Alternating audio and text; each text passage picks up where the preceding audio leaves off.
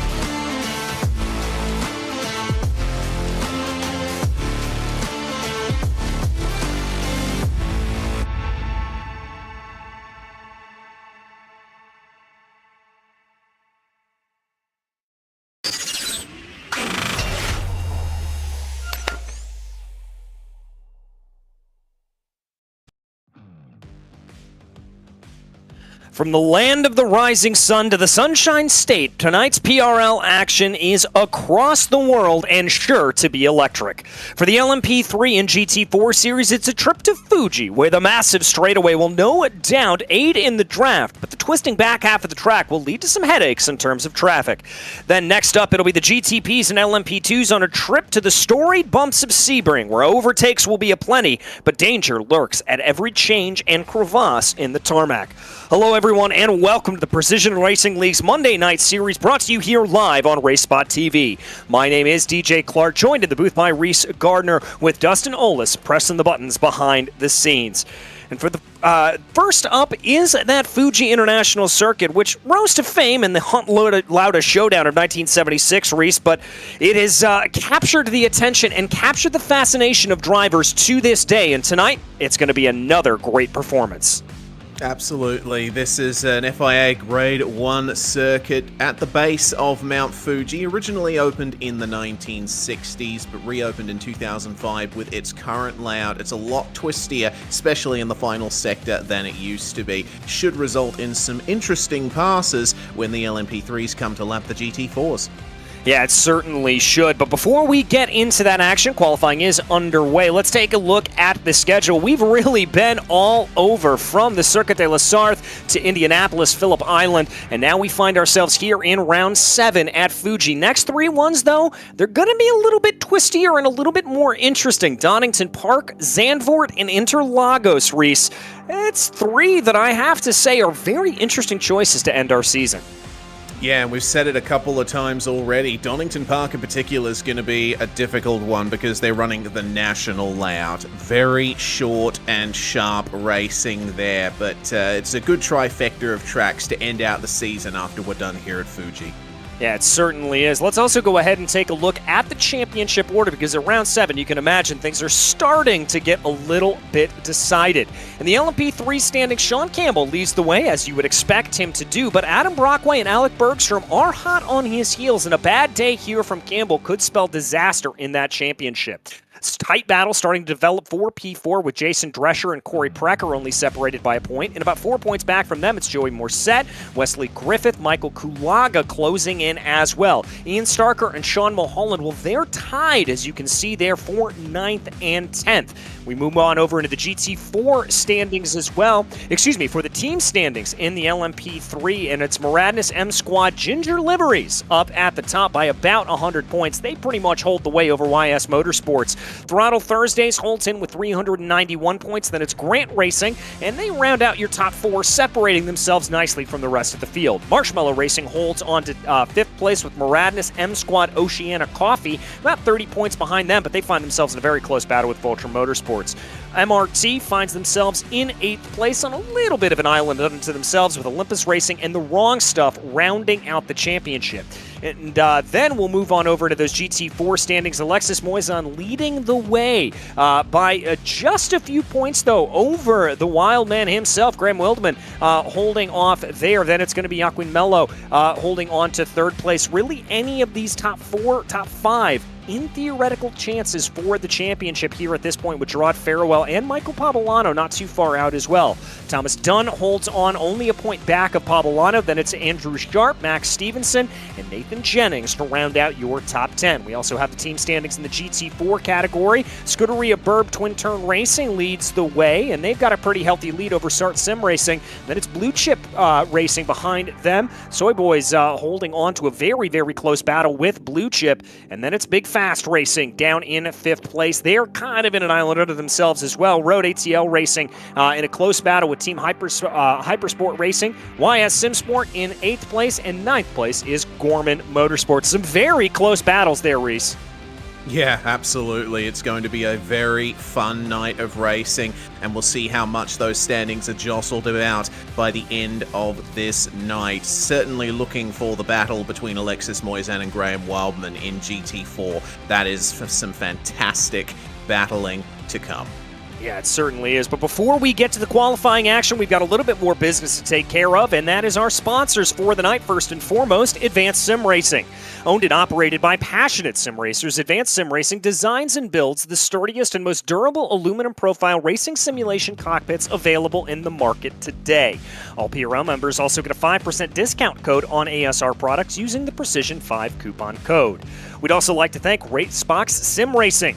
RaceSpots offers mid and high-end button boxes for sim racing enthusiasts, from the casual gamer up to the most meticulous sim racing driver. Competitively priced and carefully handcrafted, their button boxes are an enjoyable addition to any sim racing setup. Visit raceboxsimracing.com and get 5% off using the discount code Precision5. Also, thanks to the Butt Kicker. Butt Kicker products add incredible immersion and realism to every game. Feel every nuance and truly put yourself in the driver's seat. We also have to give a big thanks out to Muradness. Muradness is a performance lifestyle brand motivated by motorsport and founded by professional race car driver Daniel Morad. For more information, visit muradness.com. And finally, thanks to Mr. Hedge Sim Racing Photography. Capture your finest, proudest, or simply your worst moment from your hobby in up to 8K resolution. It's a great addition to any sim racing room. Well, Reese, as we take a look at the qualifying standings here at this point, it's really no surprises up at the top of the charts. Sean Campbell leading the way over Jason Drescher in that LMP3 category. Alec Bergstrom close on his heels. And as we look back into GT4, it's Alexis Moisan leading the way by almost 0.4 of a second over Graham Wildman. Yep, seems like business as usual up the front. We're looking at Sean Campbell at the moment as he makes his way down to the twisty final sector of this Fuji Speedway. And this has been a controversial section of track ever since it was first opened in 2005. Starts with a heavy braking zone into that very tight chicane leading your way up the hill. It's so difficult to get the line right through these final sequences of turns. It's all about keeping up the mid-corner speed and making sure you have a lovely rotating car. Seems like Sean Campbell has gotten that down, though. A little bit of a lock-up on the way into the final sector. Let's see what the run is like onto the start-finish straight. Beautifully smooth. Beautifully smooth here. As you mentioned earlier, an FIA Grade 1 circuit, so not only the safety facilities, but also the track itself up to the utmost meticulous nature. As Campbell's going to drive down in pit lane, he looks pretty happy with that as he runs. Only about 1:20 seconds left to go here in qualifying. Travis Pruitt, Mercedes-AMG GT4, he's going to try to put in a little bit of a better time. He currently sits 13th in class. Yeah, the GT4 is obviously taking the corners a little bit slower than the LMP3 cars, but Pruitt, with the front engine Mercedes, he's going to have some difficulties getting it in the front turn in for these final corners. And I think depending on the gear in your car, you obviously can't change the gears in the GT4 cars. They have a gear ratio, so I get a feeling that a few of them are going to have some trouble getting to the right here for a lot of these corners. It'll be between second and third for a lot of them. And really, as you try to counteract that, the main instinct would sort of be to slam down the throttle, Reese, but we know more often than not, that can come back to bite you. Yeah, certainly can. But for Travis Pruitt, he goes across the line, 1 minute 48.6. That is definitely not an improvement on his current best time, and only 20 seconds left in qualifying, which means we're not going to see much in the way of improvements from many. Ian Starker in the LMP3 class does improve to 7th spot. That looked like a gain of about 4 or 5 positions for him. Apart from that, we only have a few cars out on track, the BMW here, but it looks like that's going to be the end of it. Yeah, it certainly will end it. And so your points leaders in the LMP3 and GT4 categories will lead the way. Campbell and Moisan both on top of their game here at Fuji. But as we mentioned, the long straightaway here could lead to a little bit of consternation, could lead to a little bit of confusion, and the draft will come into play for sure. Let's go ahead and run you through that starting order. It is going to be Sean Campbell with Jason Drescher to his outside. Then it's Alec Bergstrom and Joey Morissette in P4. Ariel Rexroy will be on the inside of row 5, followed by Greg Doucette in P6. Ian Starker lines up P7 with Corey Precker to his outside in P8. Nicholas Carandis will line up in 9th, and Wesley Griffith will round out your top 10 in the LMP3 class. Then it's Sean Mulholland and Ryan Luna in 12th place. 13th will be Michael Kulaga, and last man standing is Russell Peterson in the number 25. As we move back into the GT4 category, a pretty even split among these cars. It's Alexis Moisan leading the way by 0.4 of a second over Graham Wildman. Augustin Garnier will be in P3, followed by Thomas Dunn. Then it's Gerard Farewell and Joaquin Mello rounding out your top 6. Moving down through the field, it's Andrew Sharp for the Scuderia Bird Machine. Then Michael Pavolano and Jean-Sebastian Bedard in P9. Nathan Jennings rounds out your top 10 with Callan Tobin and Nicholas Larson in P12. P13 will be Travis Pruitt, followed by Matthew Aloka. Then it's going to be Matthew Serwick and Kenny Gorman in 16th. Will Jennings lines up 17th with Dan Gorman flanking him to the outside in 18th as we move back into 19th. And the final position there is that 18th. So we've got a pretty full field here, Reese. 32 cars. Thankfully, it is a pretty wide circuit, so that should help things out. But what should we be watching for here tonight? I think we should be watching for the battle for second on back in GT4, honestly. I saw those gaps on the grid, and it is amazing how close they are in the top 5 there. Graham Wildman only a 100th of a second ahead of Agustin Guarnieri, and Dunn, Farewell, and Mello not far behind either. It's a matter of hundredths and thousandths between those cars. Yeah, I think that's going to be a very, very close battle to keep an eye on. And, of course, it's going to change things around by these LMP3s coming on through. Now, a short pace lap here, and track temperature is only 80 degrees Fahrenheit, so not exactly the most toasty. You're going to have to do a lot of weaving here at this point to make sure these cars are up to temperature by the time the green flag flies. Yeah, definitely. Very cool track out there at the moment. But it's a short formation lap here at Fuji. They only have to make their way through the final sector and they'll be ready to go. Pointing out that in the chat, rear-engine cars are going to be lethal through 100R. That is the long right-hander in the first half of the lap. So let's see how Alexis Moisan deals with that in his Porsche Cayman. The LMP3's onto the straight now, and Sean Campbell gets ready to take the start. And this is one of the trickiest parts of the track, I will argue, waiting behind this safety car, because this straight is so very long. As the Porsche safety car does get ready to pull off down into pit lane, it just feels like it is waiting for an eternity in order to go on down. Should make its way down here in just a few seconds' time, as there indeed it pulls off to the side. We see the GT4 field starting to form up behind them on the long straightaway as well, as all eyes go towards the flag stand. You know what time it is, folks. There goes the green. We are racing here in Fuji. It is as good of a getaway as you could get for Sean Campbell. He's going to be able to pull off there. Jason Drescher feeling a little bit of pressure from behind from Alex Bergstrom and Joey Morissette as Reese, the GT4 field, starts off as well. Yeah, they indeed do, and it looks like Alexis Moisan is actually level with Graham Wildman as they make their way down to turn 1. Looks like a clean start for most of the LMP3s, though we do have a car off in the runoff area there. But The GT4s make their way through now, and it looks to me like Alexis Moisan keeping the lead. Now he'll try and extend that as we have 3 GT4s off at turn 1. A big crash. Yeah, that appears to be Jennings, Tobin, and Larson. We'll maybe see if we can spool up a replay a little bit later and figure out exactly what happened to them. It looks like the LMP3s have started to sort themselves out here a little bit. Wide run there for Alec Bergstrom. He's going to drop 2-3 positions as they run, and that's going to promote Joey Morissette up into 3rd place. Yeah, it's a shame there for Bergstrom. He's fallen down to 6th spot as they make their way through the tight chicane here. Looks to me like the top 2 have broken away, Sean Campbell and Jason Drescher, as we check out what happened to the GT4s. Oh dear, Purple Aston getting into the Mercedes. Just looked like a case of locking the wheels together on corner exit. Not a fun time for anybody. No, not at all. As we take a look back here, live pictures at Joey Morissette, starting to build a little bit of a gap over Ariel Urexoy, Nicholas Carangis, and Alec Bergstrom right now. They're trying to be able to do that, and that's a move we're going to see all race long, Reese. I have a feeling Morissette moving off to the inside of the track, what has been dubbed here in the States the Dragon move, trying to break that draft. Yep, it's a very long front straight here at Fuji, over 1 kilometer in length. So plenty of slipstreaming opportunities. There goes Alec Bergstrom trying to get a position back on Nick Carangis. He manages to get that done. Next target being Ariel Urexoy, who still holds on to P4. But it is a battle for 3rd on back in LMP3 right now. Seems like Campbell and Drescher are comfortable in the lead.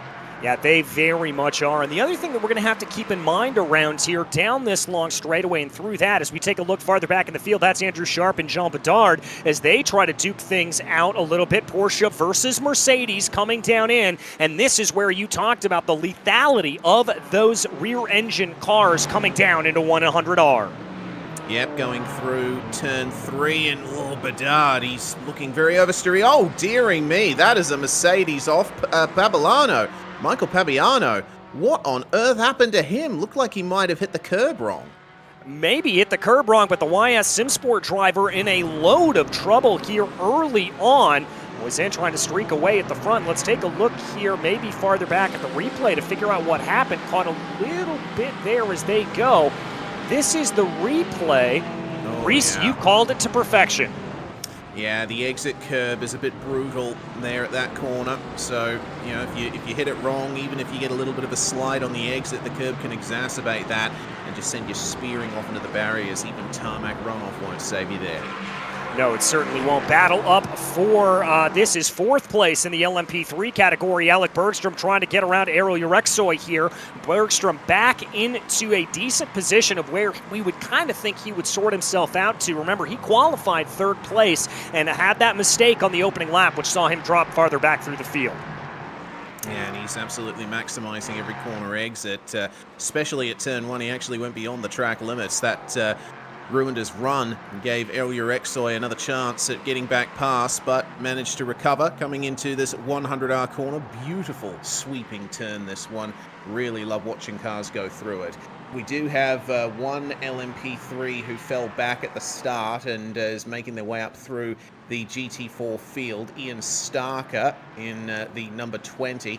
And it looks like he's managed to make it clean so far, but he's giving us our first taste of what the inter-traffic dichotomy is going to be here tonight. Well, let's remember, these LMP3s do have a little bit more downforce on them, not nearly as much as their prototype brethren that we're going to see a little bit later on in the series, but they're faster all the way around the circuit. And so I think for them, especially on this back half here, Reese, going through 100R, going through the hairpin, they're going to find themselves in a little bit of trouble if they catch traffic at the wrong time. Yeah, fortunately, as you mentioned earlier, very wide circuit, so there's plenty of room to negotiate GT4s, but Starker is going to have to hold back a little bit here as he rounds up on the top 3. And you notice that Alexis Moisan hasn't actually gotten away from the rest of them as much as he probably wanted. Graham Wildman and Augustin Guarnieri are keeping him honest here. Yeah, they really are, and I wonder here a little bit. Obviously, balanced performance has changed, but in the last couple of seasons, we've seen that McLaren be very, very quick in a straight line, and I wonder if that's a little bit of what's coming back to play here. But we've got a big battle going on up in LMP3. This is Corey Precker dropping 2-3 positions in his number of corners, and that has promoted here the likes of Carangis and Doucette. Certainly has. This is a very close battle at the moment. Karangis battling hard with Urexoy still for what is now P5 as Bergstrom is up against Morissette, but this is a fantastic fight here. Mulholland and Precker currently fighting over the place, and it looks to me like Precker, yeah, he did indeed drop back. I'm not too sure what happened to him earlier on in the lap. It looks like he just got a move made on him by Greg Doucette and wasn't able to keep the momentum up.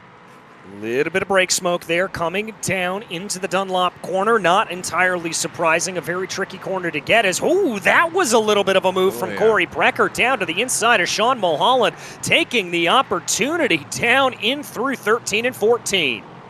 Yeah, traction is incredibly important out of that hairpin chicane thingy that gets you into the last sector here. You know, if you can send one up the inside into the following right-hander, certainly worth a try. Of course, the momentum is off now for Sean Mulholland. That gives Wesley Griffith a chance to make his way past on the straight. He sits in the slipstream, and of course, the turn one braking zone is the prime overtaking opportunity at this track. Let's see what he can do.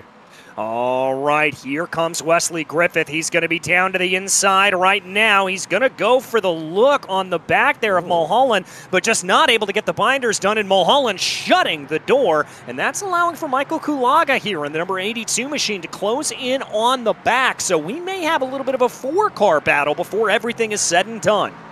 Yeah, Mulholland was very late on the brakes into turn one there. I thought he would run into the back of Corey Precker, but ultimately did not. So let's see if he can hold on to that momentum and stick in the slipstream of the 135. Regardless, things looking good in the LMP3 field. As things stand, GT4's certainly stable as well, seeing that Bergstrom has just gotten past Doucette, so Bergstrom on the recovery, Morissette. He's past Morissette for P3, so the recovery on now for Alec Bergstrom. Yeah, it certainly is. And my big question here for Alec Bergstrom is as far as he is going to be able to go, because the gap here between himself and Jason Drescher is now holding at about 6.2 seconds. Now, Bergstrom has lost time over the last 4 laps, as you can imagine, having to find his way through traffic. But maybe we'll see a little bit of a good run here for him in some clean air. That may help out the number 66 as they cross over the line here at this point. He's going to have a hard hill to climb up because Jason Drescher just set a personal best on that lap. There is Drescher that you can see. That was a 136.052, and indeed the gap grew by about 0.9 of a second over Bergstrom. Yeah, that's going to be difficult for Bergstrom when the pit stop cycle comes around. Remember, PRL has pit stops in every race. They don't have quite enough fuel to make it to the end of this 35 minutes. They are going to have to make a visit to the pits somewhere around there. So I think what Bergstrom is wanting to focus on now is saving a bit of fuel potentially, shortening that pit stop so that he can try and gain a bit of track position over Drescher and Campbell and try and work his way further into that top 3, but at the moment it looks like the gap's just too big for that. Yeah, I'm not sure if he's going to be able to close that down here, but we'll keep our eye on that out of the corner of our screen here. Just kind of keep a steady eye on it, as it does look like he's starting to drop Joey Morissette just a little bit, so that'll be a good run there for him. Let's go ahead and look back on that battle for P9 here at this point. Sean Mulholland, Wesley Griffith, and Michael Kulaga, as it does look like Corey Precker's been able to break away a little bit at this point, but as they work their way down through Net's corner, this battle certainly looked like it's heating up, and Griffith there with a little bit of a wider line. I think that's going to give an opportunity. Oh, but Mulholland spins it off of the corner. Yeah, bit of a loss of traction over the curb. Once again, the exit curbs here at Fuji, they kind of dip below the level of the racetrack in that section. So if you hit them in the wrong way, that will make you lose traction. Very unfortunate there for Sean Mulholland. He has fallen down to 12th in class, second last at the moment. Second last at the moment. He's going to have it all to do here at this point with about 25 minutes left to go in the race. Trying to be able to hold themselves back around right now at this point. As we look ahead here at these battles that continue to kind of trickle along here, Carangis and Doucette trying to be able to gain their way forward. A tale of two different races here as Carangis is up 3 in that 311 machine, Doucette down 1. Yeah, it's going to be difficult between those two. The battle in GT4 still continuing, though. Look at that. That's Mercedes versus Mercedes there. Jared Farrell getting up the inside of Agustin Guarnieri for P3 in class. But now they're on the straight. And there's going to be very little in the way of slipstream for both of these cars, with Graham Wildman trying his best to hold on to Alexis Moisan. Looks like Alexis has actually gotten a much better gap over that lap than he previously had. Let's see if the move can be completed for Farrell coming into turn 1. On the inside, late on the brakes, and he moves on through. That little bit of side-by-side has brought Thomas Dunn right into the thick of it. Yeah, and I'm going to be interested to see what Dunn is able to do here in that Porsche 718 Cayman, as this is the area of the track that we talked about. Understeery cars for these Mercedes-AMG GT4s, that front engine design lends itself to a little bit of trickiness coming through the corner, but that rear engine design of the Porsche is going to absolutely fly its way through there. But Dunn may be feeling the effects of dirty air coming back to bite, as it looked like he lost just a hair of ground. Yeah, but he keeps himself in the thick of it, coming here into the final sector. The twisty part of the track, I think the Cayman will be very strong through here, but the Mercedes advantage is traction. Farrell, oh man, they are taking a lot of curb there, aren't they? On the verge of getting a slowdown penalty, but you can use quite a bit of the curbs here at Fuji. Yeah, you really and truly can here be very, very aggressive with them. We don't have the full policing of track limits that we see sometimes in Formula One, so they're not going to come back to bite you on that necessarily. But now it does look like here that Guarnieri did have a little bit of a good run, but here comes Dunn closing up behind, and this is the most crucial corner to get right. Panasonic, you need to get a good blast coming off of that corner to be able to handle this over of a kilometer straight. And looks to me like Guarnieri didn't quite nail it. Oh, he moves to break the draft, and Thomas Dunn didn't follow him, so that loses him a tiny bit of momentum coming down the straight. Well, we'll see if he's close enough to try a dive into turn 1. I wouldn't expect him to go for it from that far back, as out of the pits just behind them comes Kalen Tobin. He was one of the cars involved in the turn 1 incident on lap 1. Yeah, he back around. It looks like here that we may start to be able to pick up a little bit of traffic. This is Sean Campbell, your leader. He's coming on to the likes of Andrew Sharp and Jean Bedard up ahead of him. So this is where things get interesting, Reese. How do you handle it? And it looks like here for Campbell, he's going to catch it at just the wrong time. Ooh, little bit of miscommunication here with Andrew Sharp. That could have been deadly. Yeah, certainly could have. You know, the way the track flows here at Fuji can be difficult when you're trying to negotiate traffic in a prototype.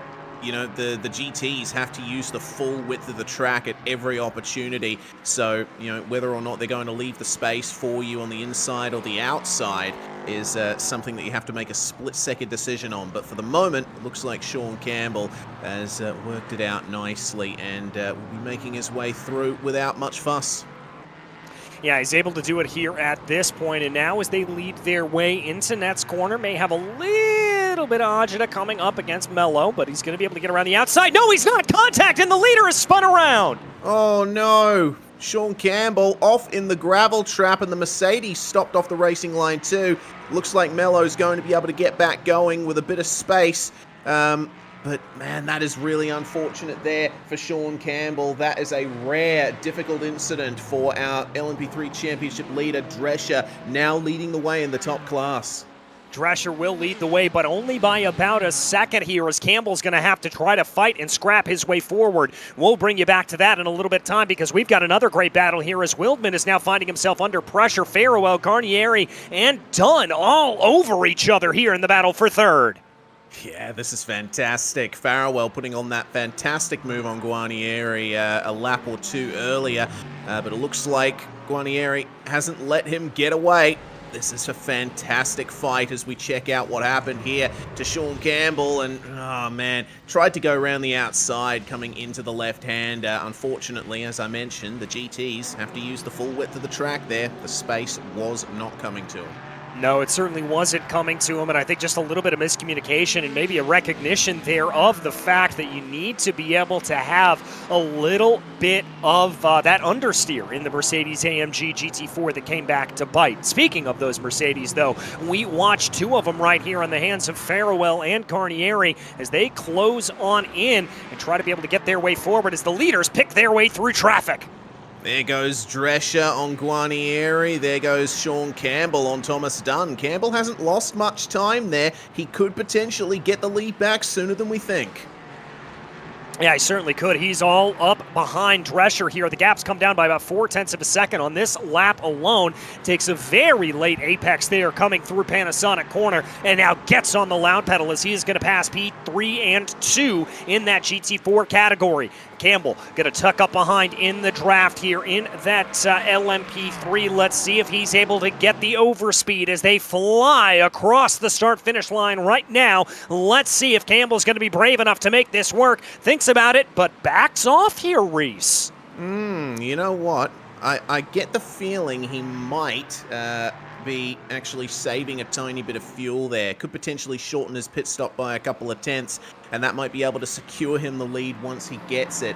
Thomas Dunn, meanwhile, in the GT4 class, has taken to the pit lane. That's one of the earlier scheduled pit stops that we've seen in that class. We usually expect drivers to be pitting around the halfway mark of the race. Meanwhile, Graham Wildman under attack here from Jared Farewell.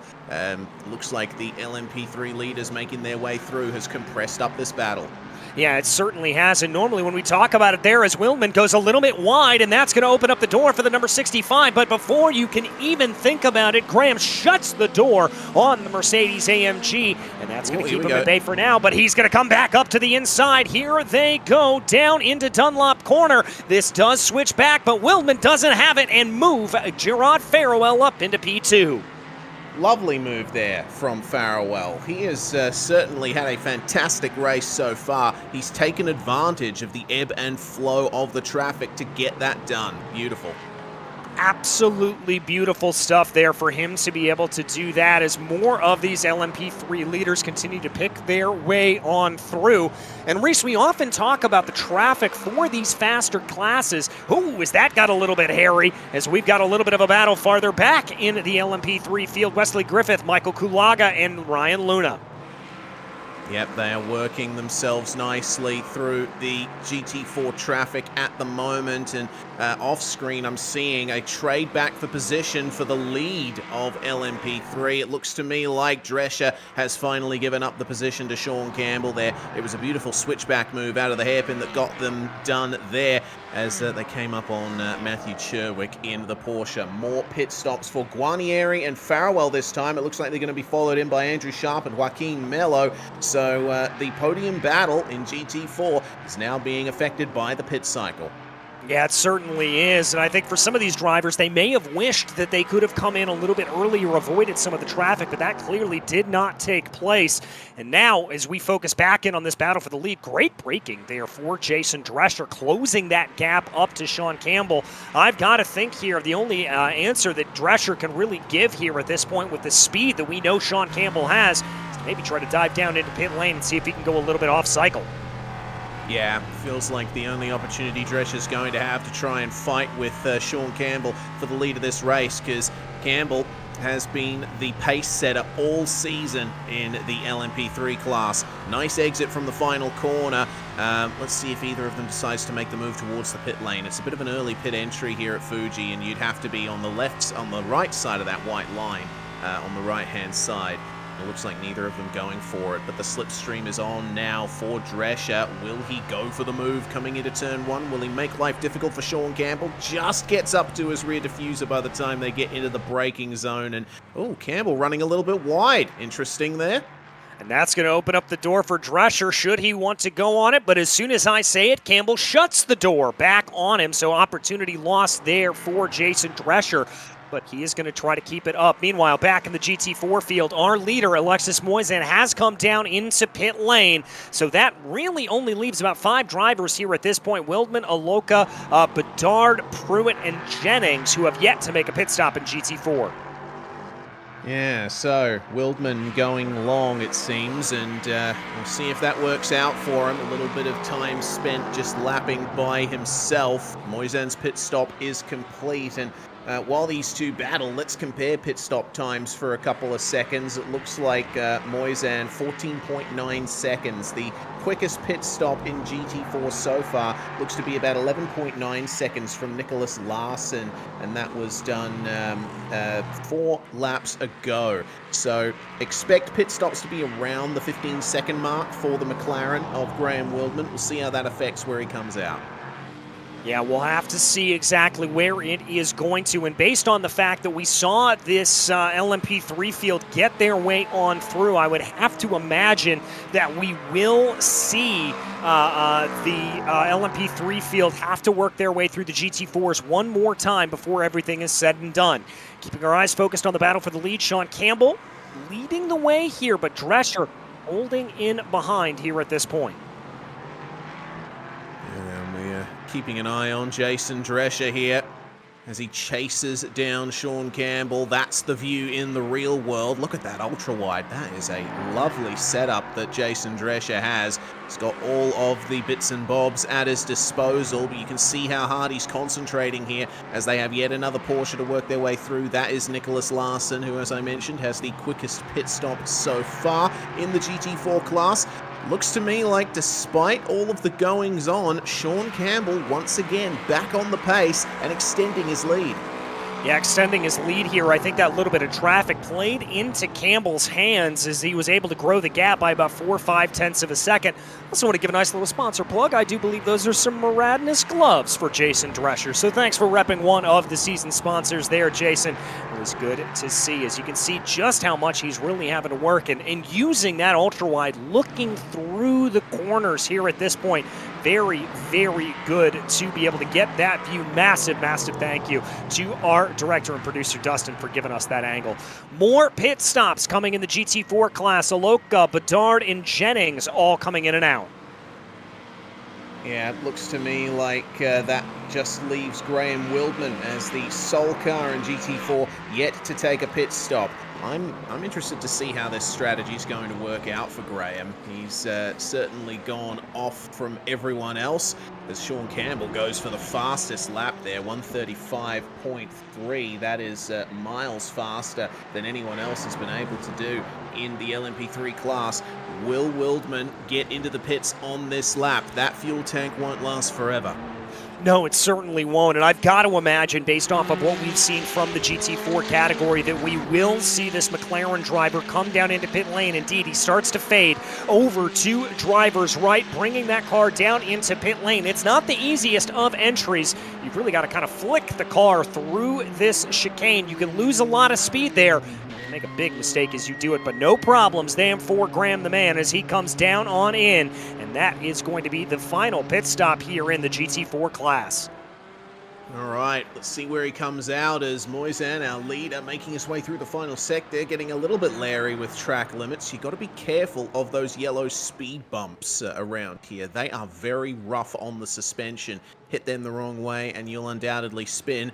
Wildman's pit stop is already complete and looks like 13.3 seconds. That's a reasonably quick pit stop from Graham, but with the momentum here with Alexis Moisen, looks like it'll be a formality that he takes the lead back in the GT4 class. I think the question's going to be is if he's going to come out and where he'll be in relation to this battle for third that we see on our screen right now. Gerard Farewell, Thomas Dunn, they're going to be at full tilt, jumping on the binders. Graham just able to get ahead of them here at this point, but they're going to be side by side coming down. Dunn and Farewell. Dunn gets the move done here at this point, no pun intended, but he's going to have to hold it out here as it looks like Farewell wants to get it back. Oh, that's not a passing zone though, and Farewell recognizes that. Very difficult to make a move coming into turn 3 here at Fuji, but Thomas Dunn completing the move, and now what they've got to focus on is not getting in each other's hair too much. Wildman has the gap, and now that he's out of the pit stop cycle, he can push.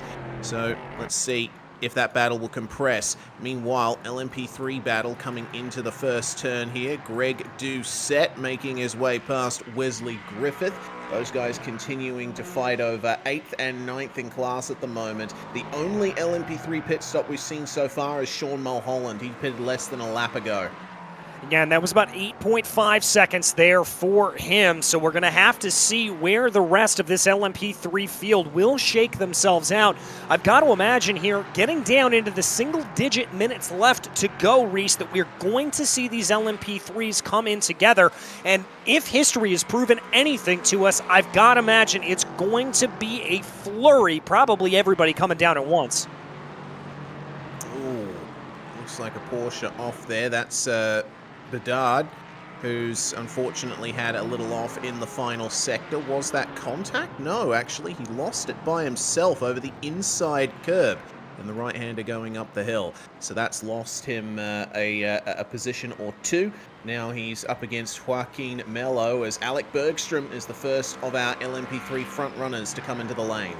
Well, it looks like there, my theory proving a little bit wrong. Bergstrom trying to go for an alternate strategy here. Clearly, there's an extra fuel tank. As we watch the replay here of the number 13, just a little bit too much curb. That car getting a little bit slideways. That's one of the problems with the mid-engine car. When they get a little bit tippy, they can really find themselves sliding around.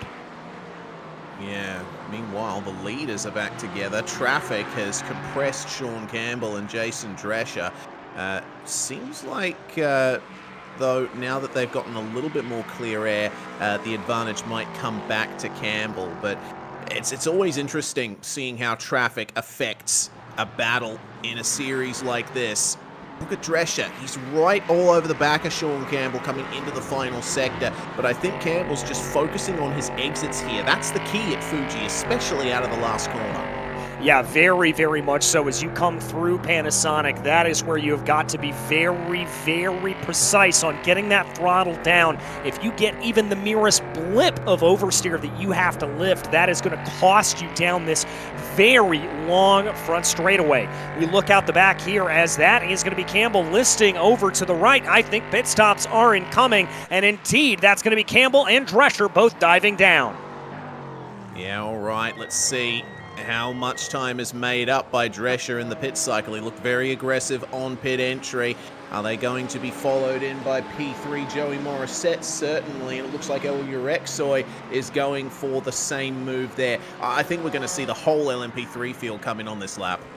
Yeah, I think this is action time here for all the LMP3s, as everybody down to 5th place of Carangis is going to be coming down into the pits. Got to wait a couple of minutes here for Doucette. He's going to be pulling it in. Griffith as well. A little bit of a pass farther back down in the field as we check in on the battle right now for P3. Dunn holding off Farewell and Garnieri. Yeah, righto. Battling continuing, and it looks to me like the one car that hasn't taken the stop here, or actually two cars in LMP3, Michael Kulaga and Ian Starker. Kulaga moves up to 2nd, but that is a massively short pit stop from Sean Campbell. Look at that. That's only 6.1 seconds on my screen, at least, that he's taken. That is a solid 2-3 seconds over the rest of the LMP3 field, and that's been Campbell's strength this season, DJ. He's been able to nail his fuel strategy and get a short pit stop done. Well, and let's remember, he's done this while being in the lead of this race for the majority of it, so that is not any sort of shenanigans that he is able to pull in the draft. That is all just throttle economy and knowing where to lift off and give himself a little bit of speed, so massive credit there to Sean Campbell for being able to execute. Yeah, lovely stuff there from Campbell. There's the official pit stop time, 5.7 seconds, as behind him Jason Drescher makes his way past Michael Kulaga, and they are in a bit of a mess at the moment. GT4s all over the place. They're making their way through on Jean-Sébastien Bedard, coming down the front straight, as it looks like Kulaga is going to finally take his pit stop, and that means the field is cleansed. Everybody has made a pit stop so far, as Joaquin Melo coming in for a 2nd pit stop in the 19 Mercedes. I wonder if that's an issue of maybe short fueling the car potentially. I mean, it was a 13.8 second stop on the last time around. I really don't have an answer for that, and it's longer than 2 laps since Melo's been down into pit lane, so that would indicate to me that it's not a pit lane speeding penalty that he's picked up. Yeah, and, I am seeing a black flag next to his name in the entry screen, so he has picked up a penalty somewhere. That is a drive-through for Joaquin Melo. Potentially incident limit, off-tracks, too many off-tracks around Fuji. Yep. That's exactly what it is. We're going to take a look here at Gerard Farewell. Oh, that curb coming back to bite down through 100R. Lucky there that wasn't a bigger hit like we saw earlier from his teammate, Michael Pavolano. Yeah, indeed. Looks like the tarmac runoff saved him there, and the trajectory of the car was just right. It's a shame there for Farewell. He was having a really good run up to that point. Meanwhile, battle for second in GT4. Look at Thomas Dunn. He is starting to jet up to the back of Graham Wildman. There's Alexis Moisan in the lead of the class. Looks like he's safe for now, but Wildman already getting on the defense. Yeah, pulling that dragon move again, trying to break that draft as much as possible coming down this long front straightaway. He's going to hold back onto the racing line here at this point as they come down, getting ready to hop into the braking zone for turn 1. It looks like Dunn hasn't really gained any there as they go, but they've got to watch out. The leader in the LMP3 category, Sean Campbell, closing in behind them right now. Yeah, this is going to be a difficult place to make his way past. He'll have to slot in between these two, I think. No, he's going to go for it here on Graham coming into the left-hander. Looked like a clean move in the end, but we'll see if that's unsettled Graham any. Thomas Dunn will be looking for the opportunity at the hairpin that's coming up after this corner. Lots of traction from the McLaren. He's trying his best to work his way through. I'm noticing potentially a bit of understeer there for Graham Wildman. He was working the fronts pretty hard through that corner. Yeah, he certainly was, and you have to think there, if he's working the fronts that hard here at this point, maybe he's got a little bit of excess tire wear. Yes, this is only a 35-minute race. It's very short. It is a sprint race as things go. That could be a little bit of a problem there if he is having to hustle the front of that car and those tires continue to cry out in agony. Yes, well, it's going to be all about the exit onto the start-finish straight here. Dunn's continuing to go hard into these corners. He's trying to make up some time where it counts for the Cayman, but wide entry into the final corner. They both managed to hit the apex, but looks like pretty level between them. It's all going to come down to the slipstream. All going to come down to the slipstream here as Jason Drescher works his way on by. That's really going to be of no worry here to either of these drivers. The gap is at about 0.3 of a second. Wildman doing a heads-up thing there, trying to steal a little bit of draft off the LMP3 in front of him. And that's going to, I think, keep that gap at about 0.3 of a second here as they dive down onto the binders. Alec Bergstrom in third place in the LMP3 class, closing up behind. And just like that, we've got under 2 minutes to go, but we've got a replay here of Ryan Luna going for a little bit of a ride. Oh, yeah. Going into the runoff there once again, I think potentially catching the inside curb or getting unsettled over the exit curb. Once again, Fuji, it seems you don't want to go too hard on the exit of any of these corners because that little dip when you get into the exit curbs, you can even see it there on the right-hand side of screen. Oh, it's so difficult to work your way out of a lot of these turns. Yeah, it certainly is here at this point. We keep our eyes focused on the battle for this is second place in the GT4 category right here, but Sean Campbell dominant at the front of the field here at this point is getting ready to come around and take the white flag. This one, as opposed to some other races that we've seen over the course of this year, Reese, it hasn't always looked like Campbell was in control of this, but once he got it after the pit stops, my goodness gracious. Yeah, the lead, 7.7 seconds over Jason Drescher. That is really incredible. White flag being taken for him right now, and the race will very soon come to an end. You can see, once again, the battle here between these two. Wildman and Dunn. It's going to be interesting how this turns out on the final lap. I think Dunn's going to try some big sends. I wouldn't be surprised if he is, but he's about a 1/10 of a second back here of Wildman at the moment. He's going to have to try to hold on a little bit longer, maybe try to close on in where he can. And let's see what he is able to do. And let's see what he is able to get. He gets close as they come down into the first corner.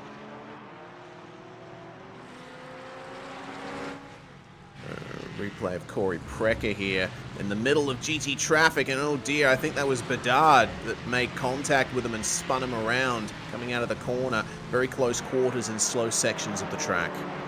Yeah, not exactly what you want to see there, but it does look like here for Thomas Dunn, he is running out of opportunities. It just looks like he is falling behind here, 4/10 of a second the gap, and it's not going anywhere. Certainly not. This is going to be a close fight all the way to the end. Sean Campbell, though, is making his way through the last couple of corners, and it looks like he's going to take another dominant victory in the LMP3 category. Has to get his way a little bit around some of the lap GT4 cars, but I'll tell you what, Sean Campbell is on the main straightaway here at this point. He is looking ahead. He is looking to the flag stand as Barney the flagman has it in the air, and Sean Campbell will take victory yet again in the LMP3 class.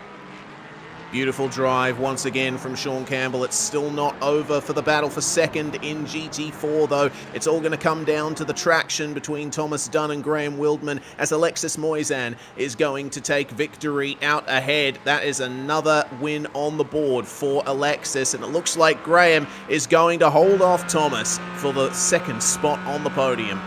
It's a question of what could have been here for Thomas Dunn, but Graham with a great defense there through the last couple of laps, keeping his cool, keeping it all together, is able to hold on to second place in that GT4 category. Yeah, beautiful drive once again. Graham Wildman's fans in the chat will certainly be happy with that as the rest of the field comes across the line. Looks to me like many battles on in either category, though Matthew Aloka and Joaquin Mello still fighting here over 9th and 10th in GT4. Mello will be wondering what might have been here. He was one of the drivers who was certainly looking for potentially a top 5 in this one, but it looks like he is going to win that fight versus Matthew Aloka in the McLaren.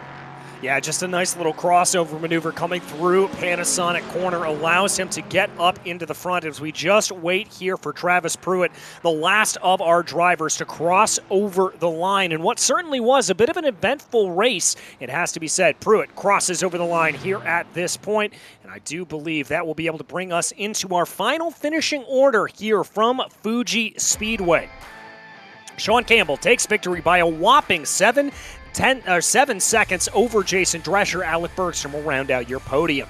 Joey Morissette came home in 4th with Aurelio Rexoy rounding out the top 5. Then it was Nicholas Karangis, followed by Greg Doucette, Wesley Griffith, Corey Precker, and Michael Kulaga in the top 10. Sean Mulholland came home in 11th. Ian Starker 12th following that pit lane start we saw him do. Ryan Luna had that incident later on, but he came home 13th. And then Russell Peterson rounds out the field there 22 laps down. Over in the GT4 category, it was Alexis Moisan taking victory yet again over Graham Wildman, who was able to hold off the attack from Thomas Dunn. Augustin Carnieri was in 4th place, followed by Gerard Farewell. Then it was Andrew Sharp, who was on a good drive through the day, up 2 positions, with Jean-Sebastien Bedard in P7. Nicholas Larson was P8, followed by Joaquin Mello, and then Matthew Aloka in P10 in the other McLaren. Travis Pruitt was 11th place, and then we get into the drivers that had a little bit of a rough day, finishing a lap down. Will Jennings, Matthew Serwick, Kenny Gorman, and Dan Gorman. Colin Tobin, Michael Pavolano, and Nathan Jennings all having troubles on the day. That's going to go ahead and bring us right on into our interview section of the broadcast. And first and foremost, we get to talk to our victor, Sean Campbell. And Sean, I want to start at the bad point of the race. A little bit of a spin there, some contact with the GT4 car. How did you recover from that? I mean, I just played it cool, I guess. Just kept going. Didn't actually lose a ton of time from it because the car actually ended up pointing in the right direction already. So I just floored it. Had to take a touch more fuel, which I think the calculator freaked out a little bit at because I started sputtering like right before I crossed the line. So it was perfect besides The race went exactly the way I wanted to it, besides the slight contact, which is fine. Well, a perfect plan that was executed across the board there for you, that 6-second stop. I mean, how do you do it? How do you just continue to make this work on fuel, my friend? Well, I don't know. It's just I don't know. That's my secret recipe, I guess, to the time gains is just drive nice and smooth, and you can save a ton of fuel. And then once it when it comes to the stop, it'll pay dividends, even if you're a tiny bit slower than you could have been on track. Well, you make it look easy, my friend. Although we turn to the next track on the schedule, Donington Park. I have a feeling that's going to be anything but easy. Ooh, Donington. I really like Donington. I think a lot of people really like Donington. Well, we'll have to see how you go there, my friend. Yep. Hopefully good. All right. Well, Sean, we wish you the best of luck there, and we'll see you next week. All right. Peace. All right, Reese, that was Sean Campbell, your victor, and it looks like we've got a pair of second places here for you, ready to talk to you. So who are you bringing up to the booth? That is a very good question. I think we'll split the difference. I'm going to talk to Graham Wildman from the GT4 class, nabbing second place there with a fantastic defense versus Thomas Dunn. That was another good race for you there, Graham. Another second place on the board for you. Didn't really come easy, though. No, it definitely didn't. I'm going to be honest, Thomas came out of nowhere there at the end. He came out about 2 seconds there in the last stint, and he was definitely pushing me there to the end, so very well done to him, and I'll expect to be racing him in the future.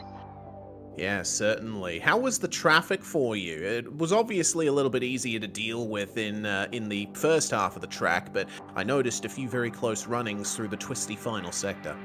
Honestly, compared to some of the last races, this was probably one of the better ones we've had. In previous races, I've tried to stop early to kind of avoid some of this traffic, but you know, the LMP3 guys are pretty respectful this time around, and I think we all got along pretty well. Yeah, definitely looked that way. So was that part of your thinking behind going relatively long on the pit cycle? Yeah, we saw coming around to the last corner we could eke out an extra lap there if we just fuel saved a little bit. So we tried to run long, lift and coast a little bit, see if we can eke out that extra lap and help us out in the fuel stop, because that's really been a killer to us in the past couple of races, has been a high fuel burn. Oh, well, regardless, it's another podium on the record for you, Graham. And, well, Donington National is the next round, as DJ mentioned. How do you think that's going to go in terms of traffic interaction? That's it's actually going to be my first time at that track as well. We've got a string of races, including this one, that I haven't raced on before. So it's going to be a learning experience this week, getting up to speed, but it'll certainly be interesting. Certainly will. Hopefully we get another chance to chat to you then, Graham. Thanks. Yep, thanks, fellas. Have a good one. Well, Graham Wildman with another very strong finish there. And DJ, it looks to me like Jason Drescher, second in LMP3, is going to be the last driver we talk to here. He is indeed, Jason. A truly seemingly titanic battle there between yourself and Sean Campbell. Talk me through it. Yeah, he had a ton of pace, so the start was really good. Stayed in second, and all of a sudden I was ahead of him. I had no idea what happened. He came up pretty quick, and I didn't want to kill both of our times, so I didn't fight too much, and did great, but lost a lot of time in the pits. I had 2 laps of extra fuel on board, so that wasn't fun. Oh, no. Yeah, I mean, how frustrating is that for you as a driver when it's something that's a little bit out of your control there that comes back to bite you like that? And if you were close enough, would you have the speed? I think I kept up with him pretty well this track, so I think I would have had the pace, but when I saw him peel off in the pits, my guy was still down. I was like, oh, man, I don't want to risk running out of fuel, so I just let it go. And, but we had a great battle. It was a lot of fun. Well, it was a lot of fun to watch, and we've got to ask now as we turn ahead in a week's time, we go to Donington National. How do you think that's going to go? It's going to be a little bit of a nightmare, but just going to try to survive it, that's all. Well, we wish you all the luck in the world when you get there, my friend, and we'll see you next week. All right, looking forward to it. Thanks, guys, again. All right, thanks, Jason. That was Jason Drescher, your second-place driver. And Reese, Donington, this one's been circled on my calendar for the whole time. This is going to be crazy. Yeah, certainly. That corner you're looking at on screen at the moment will not be a part of the running next week. We are running the National Loud. It's just a chicane to end the lap. Oh, lordy. It's going to be fantastic. It is indeed, but do not fear, race fans, because we're not done with the racing action here tonight. That's right. We still have more action coming for you in the form of the GTP LMP2 field. And this, Reese, has really and truly been, I think, one of the spectacular things that PRL has brought in over the course of this year. The high-class, top-of-the-line prototypes coming in. It's been Cadillac domination up front. That has been the preferred car for just about everybody. But this is fun. And around a track that these cars know well, Sebring International Raceway. Indeed, the drivers are going to have to work through the bumps in these very firm suspension cars and very high average speed as well. Coming up on the schedule after Sebring, we've got Monza, Road America, and Red Bull Ring. Once again, a great trifecta of tracks to end the season. I mean, talk about three of the greatest racing circuits in all of the world. Heck, the top 5, 6, 7, 8, 9, 10, all of the tracks that we've been to this year have been absolutely spectacular. So let's go ahead, though, and look at where we've been in terms of the championship standings. In the GTP category, it's Colin Hopkins leading the way, but only by about 15 points over Pat Pelchat. Dave Menino holding in behind there, only a single point behind Pat. That's the battle to keep your eye on. Zach Abair not too far behind. Michael Diaz right in that conversation as well, and he's actually tied with Ryan O'Connor.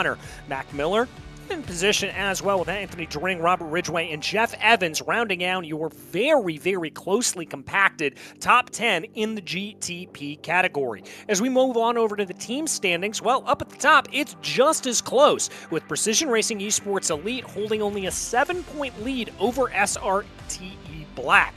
Then it's Precision Racing Academy with 403 points, with Winterback Racing Overdrive only about 10 points behind them. Fiercely Forward Yellow not too far back, and Atomic Racing finds themselves in 6th. Fiercely Forward Black in a little bit farther back there in 7th place. And then it's L1 Esports, Echelon Sim Sports, and Vice Motorsports to round out your top 10 in the team category. Meanwhile, over in the LMP2 standings, it's a little bit more spread out, with Jack Hedgecox leading the way by 20 points over Nicholas Gowan. Once again, a single bad race could spell disaster for any of these leaders. Caleb Limon leads the way there in P3, with Jeremy Carter only about 12 points behind him. Joshua Chinsky only a single point behind him. Darian Roy also right in that mix as well, only 2 points behind Chinsky. Kyle Strichards is in P7 with Chase Kaufman with 200 points even. Nicholas Shepard, 197, and Mark Kalin rounds out your top 10. Then as we move on over to the LMP2 teams standings, it's SRTE leading the way by about 33 points over Gowan Racing Amethyst. Gowan Racing Ruby sits about 11 points behind them, but they've got to watch out for Waterback Racing Back Row, who only sits 2 points behind them. It's a fair ways back there to Precision Racing Academy LMP2 with 390 points, with Vision 1 Motorsports only about 11 points behind them. Big gap then back to Box 5 Motorsports and E3, but they're locked in a fierce battle for P7. Well, as we take to the track right now, we've talked a lot about over the course of this season. It is the Cadillacs that tend to have that straight line speed advantage. Is that going to come to play here at Sebring, Reese? I think so. Sebring is a track with a very high average speed. I mean, the layout of the circuit as it is now is the twistiest that it's been in all of its, well, now coming on 70-something years of existence, but it still remains a very fast circuit. Traction is key out of a lot of these corners, and they've got a few long straights to work the cars through and put them through their paces. Stretching your legs out of the hairpin, of course, going through Fangio, that little right-left sweep coming down to Cunningham Corner. This is going to be interesting in terms of traffic. This section of the circuit coming up to Tower, not much room for error through this section. Yeah, really and truly not. As we watch Colin Hopkins on here, we'll stay on board with him as he rides down through Tower Turn right now, coming on to another little straightaway, called the Flying Fortress Straight, but not normally called that. And this is one of the trickiest corners on the track. Down into Jean de Bienne, getting this corner right, Reese, so very difficult. Yeah, so difficult. It's there's a lot of space for runoff if you end up making a mistake, but you will lose all of that momentum onto the Ullman Straight, named for Alec Ullman, the man who organised the first races at Sebring. I've got his book. It's a really interesting read about the early years of Sebring. Hopkins to the end of the lap then. Let's see what lap time he puts on the board, as it's going to be one of the first. Bradley Holly was first across the line, 143.5, but Colin Hopkins absolutely destroys that time, 142.2. And that's about average of what we've seen here for quick times. I think if you get down into the 141s, that is going to be an absolutely blinding time for the GTPs. Meanwhile, down into the LMP2s, you're definitely going to be looking about that 146 even, as Jerome Bertillon, series organizer, leads the way here at this point, doing a great job to be able to keep his way. Chinsky about 0.3 of a second behind him.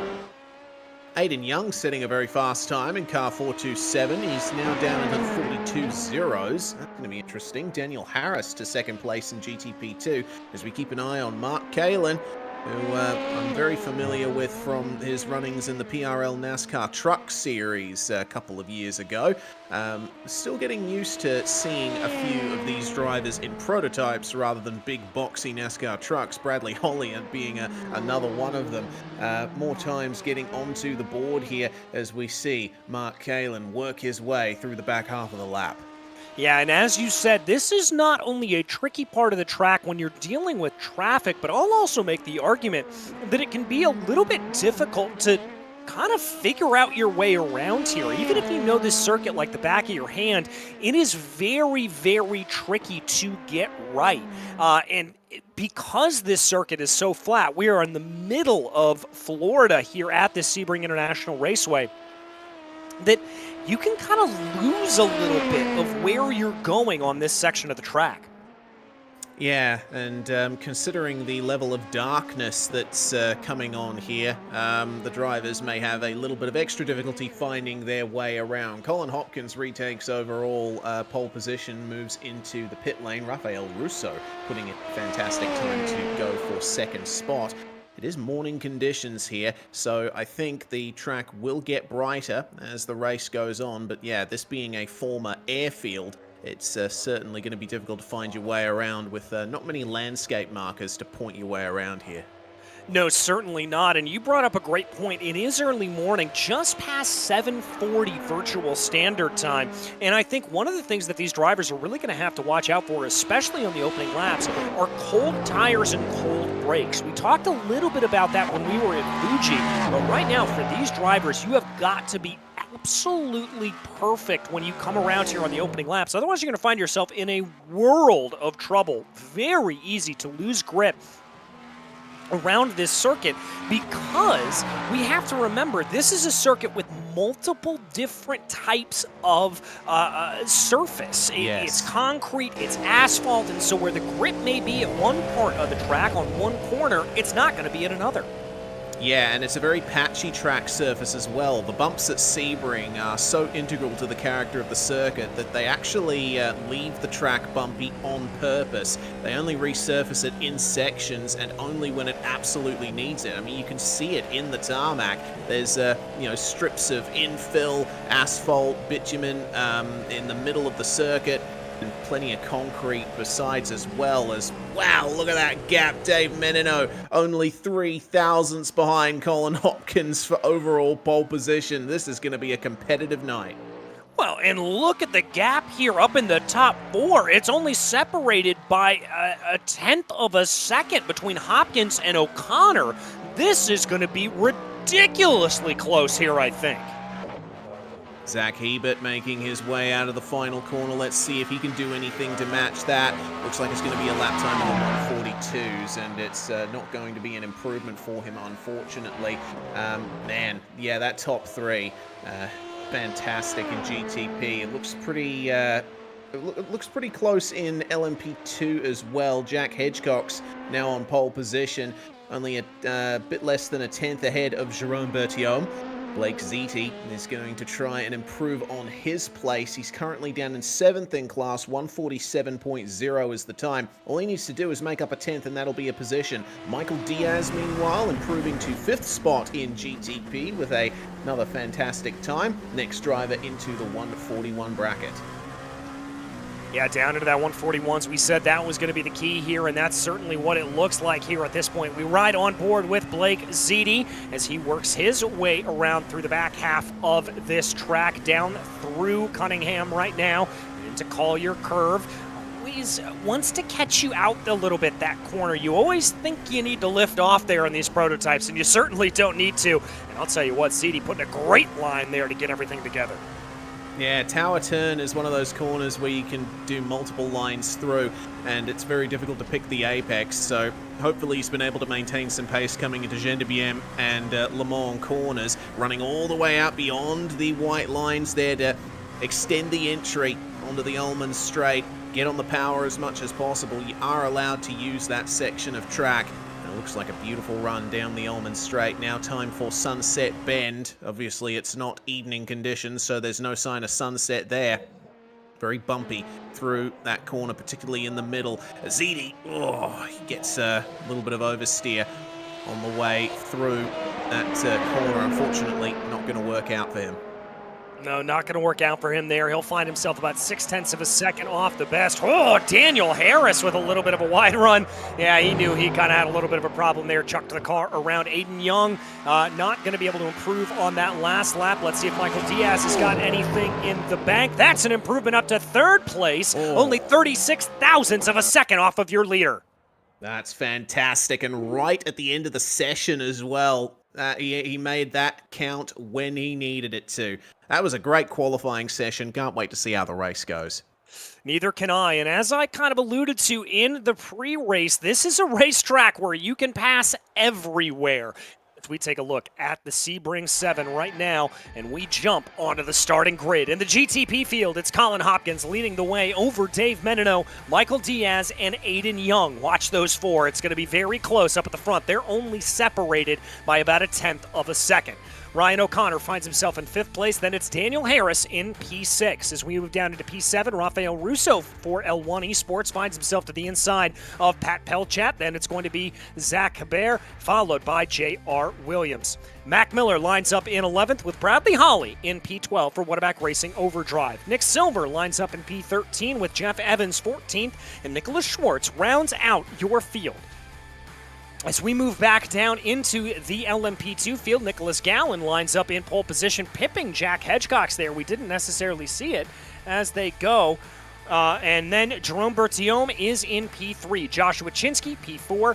Damian Benke is P5, followed by Jeremy Carter in P6. P7 is Blake Ziti, followed by Josh Gowan, Caleb Lamont, Chris Rebel, Darian Roy, and Chip Michaels in P12. Moving down through the field into 13th position, it's Chase Kaufman, and then in Ryan Chandler, Eric Harmon and Chase Kaufman, rather. Ryan Chandler lines up in 15th, followed by Mark Kalin, Doug Soriencio, and then Giovanni Perez D'Amico, and then Doug Evans in 19th to round out the rest of the field here at this point.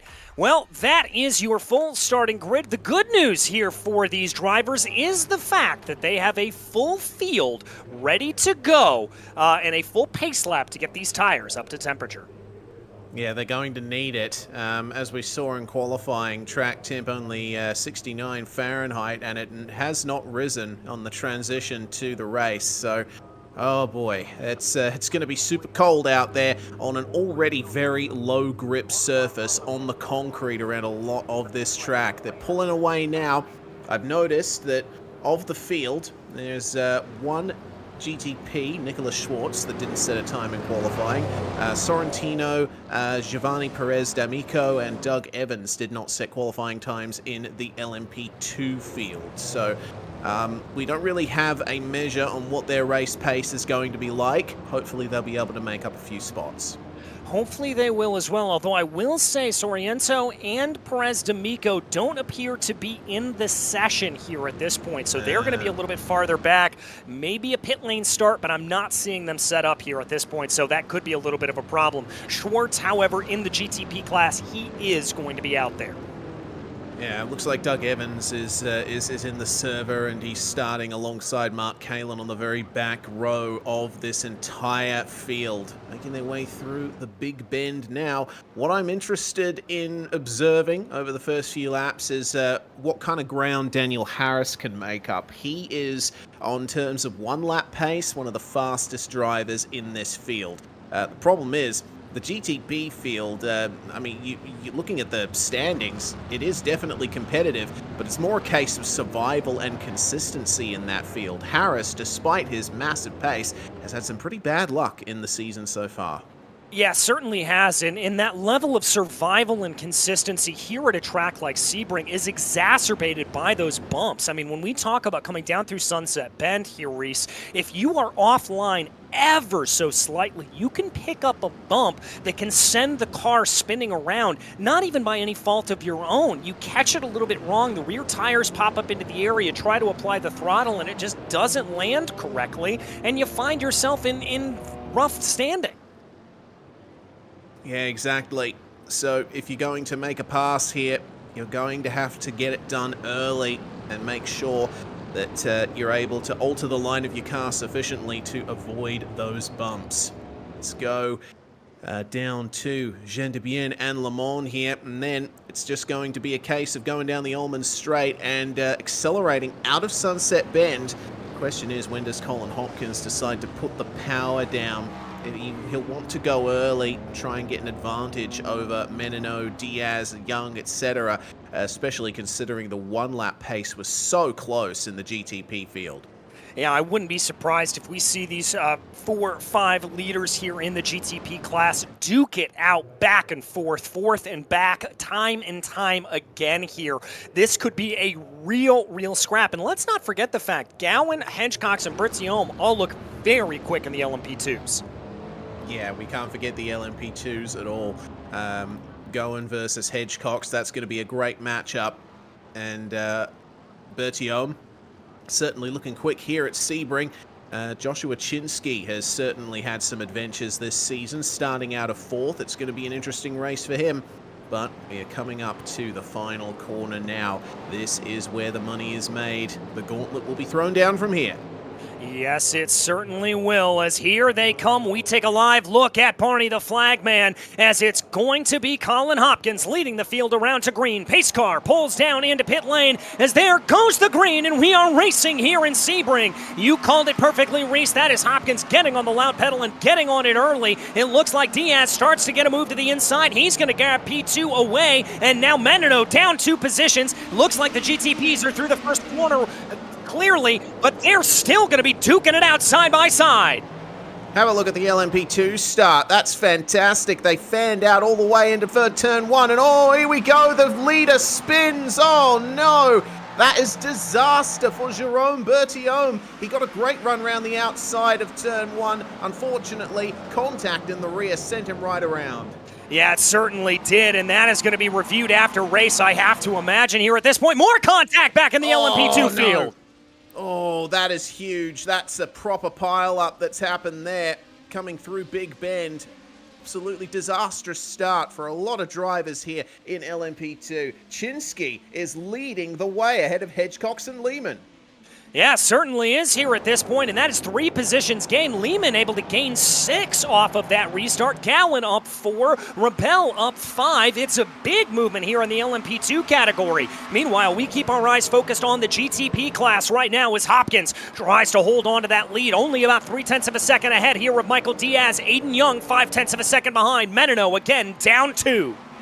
Yeah, Menino did not execute the start. He got taken by surprise, I think, when Colin Hopkins put the power down. He was way off in terms of reaction time, so now it's a proper lead for Colin Hopkins on the way into the final turn, but Diaz is chasing. Look at him go as they make their way around the end of the first lap, almost getting into the tyre barriers. That's how hard they're pushing. Yeah, they're really working it around here at this point. Don't count out Dave Menino. He's closed up the gap between himself and Aiden Young, but that's your leader, Colin Hopkins, off going through turn one. He's able to gather the car back up under him, but that cost him valuable tenths. Yeah, certainly did. Now Diaz is right on the attack, could pick up a slipstream through Big Bend and make the move at the hairpin, but the braking zone for the hairpin, so difficult to work his way out. Meanwhile, replay coming up on your screen. Here's an onboard in the LMP2 class, just looking at all of the carnage that happened in this field. And great heads up there by Harmon. I don't know how he made it through that. I want him to buy me a lottery ticket, I'll tell you that right now. God knows I need that too. Meanwhile, that's a bit of an incident there for the number 62, sorry, of Mark Kalin, making up a lot of positions in the interesting runnings in LMP2, but Chip Michaels making his way back past. Looked like Kalin went off at turn one, but he managed to recover. We already have a solid retirement list here, unfortunately. Silver in the GTP and Jeff Evans as well. Nicholas Schwartz too. And Darian Roy, unfortunately, out in two as well. Yeah, lots of drivers here following a problem here. We're going to jump back to check out another replay. This is another look at some of the chaos here that we saw coming down through turns 2 and 3. I think, Reese, that was just a that is an unsafe rejoin if I've ever seen it, but I think what that was just a miscommunication there. Multiple drivers going for the same piece of tarmac and everybody finding it the wrong way forward. Yeah, the opening corners at Sebring can certainly be close quarters on the opening lap. You have to be very careful. That looked like a recovering LMP2. Blake Ziti, it looked like a self-spin for him coming through Gendebien and Le Mans, but he manages to get back onto the racetrack. Also seeing Doug Evans has fallen down the order a bit, and he's not doing too well for himself at the moment. I think he just went wide to Gendebien. Yeah, I think he may have as well. Looks like we're going to have a replay pulling up here. This is Nick Silver, I believe. Just goosed the throttle. We talked about that straight horsepower. Oh, and caught out quite a few drivers. I think that was Jeff Evans and Nicholas Schwartz who got involved in that. Yeah, that's the reason why they're both out as well. That's such a shame. You know, again, the twistier sections of this circuit, the track is so narrow and the walls are so close. You cannot afford to make a big error like that on the opening laps when everyone's so close together. Yeah, everybody's so close together here at this point as they continue to push their way forward. This is a live look at your leaders. Colin Hopkins holding off Michael Diaz to the tune of about 0.5 of a second. Aiden Young back about 0.6 of a second behind them. Menino still threatening there behind. He's the closest out of anybody, but he's got Daniel Harris for company directly behind him. Yeah, Harris on the attack here. Menino trying to recover from the poorly executed start. Looks to me like the lead for Colin Hopkins is starting to ease out a little bit. Diaz was hard on the attack in the opening laps, but now it looks like they're settling into a bit of a rhythm. Settling into a bit of a rhythm, but that purple highlight that you see, well, okay, I was going to make that point about Dave Menino having the fastest lap of the race, and Colin Hopkins is clearly listening into our broadcast and decided to put the fastest lap down himself, a 1:42.76 there at that point. So he's going to be pushing along here at this point, trying to build that gap. It's up to 0.6 of a second. Beautifully done from Colin Hopkins at the moment, championship leader, which will certainly be boosting his confidence out in front right now. It's all just going to be an out-and-out race until the inevitable pit stops come around for these guys. I'm amazed at how competitive this GTP field is up at the front. It is a full train of cars going all the way back to Ryan O'Connor in 7th spot, all fighting for the lead. Yeah, I'm very surprised by that as well. And my question here at this point, Reese, is if we're seeing a little bit of gloves on in the course of this battle, is this a situation where maybe they're in a little bit of fuel save mode, and that's why we haven't seen a full attack here at this point from these drivers? They're certainly close enough to try to send it down into the corner, but maybe they're trying to save a little bit of fuel, put themselves into a position once these pit stops take place, that then it becomes an all-out battle. As soon as I say that, though, Menino gets a great run coming off of Le Mans.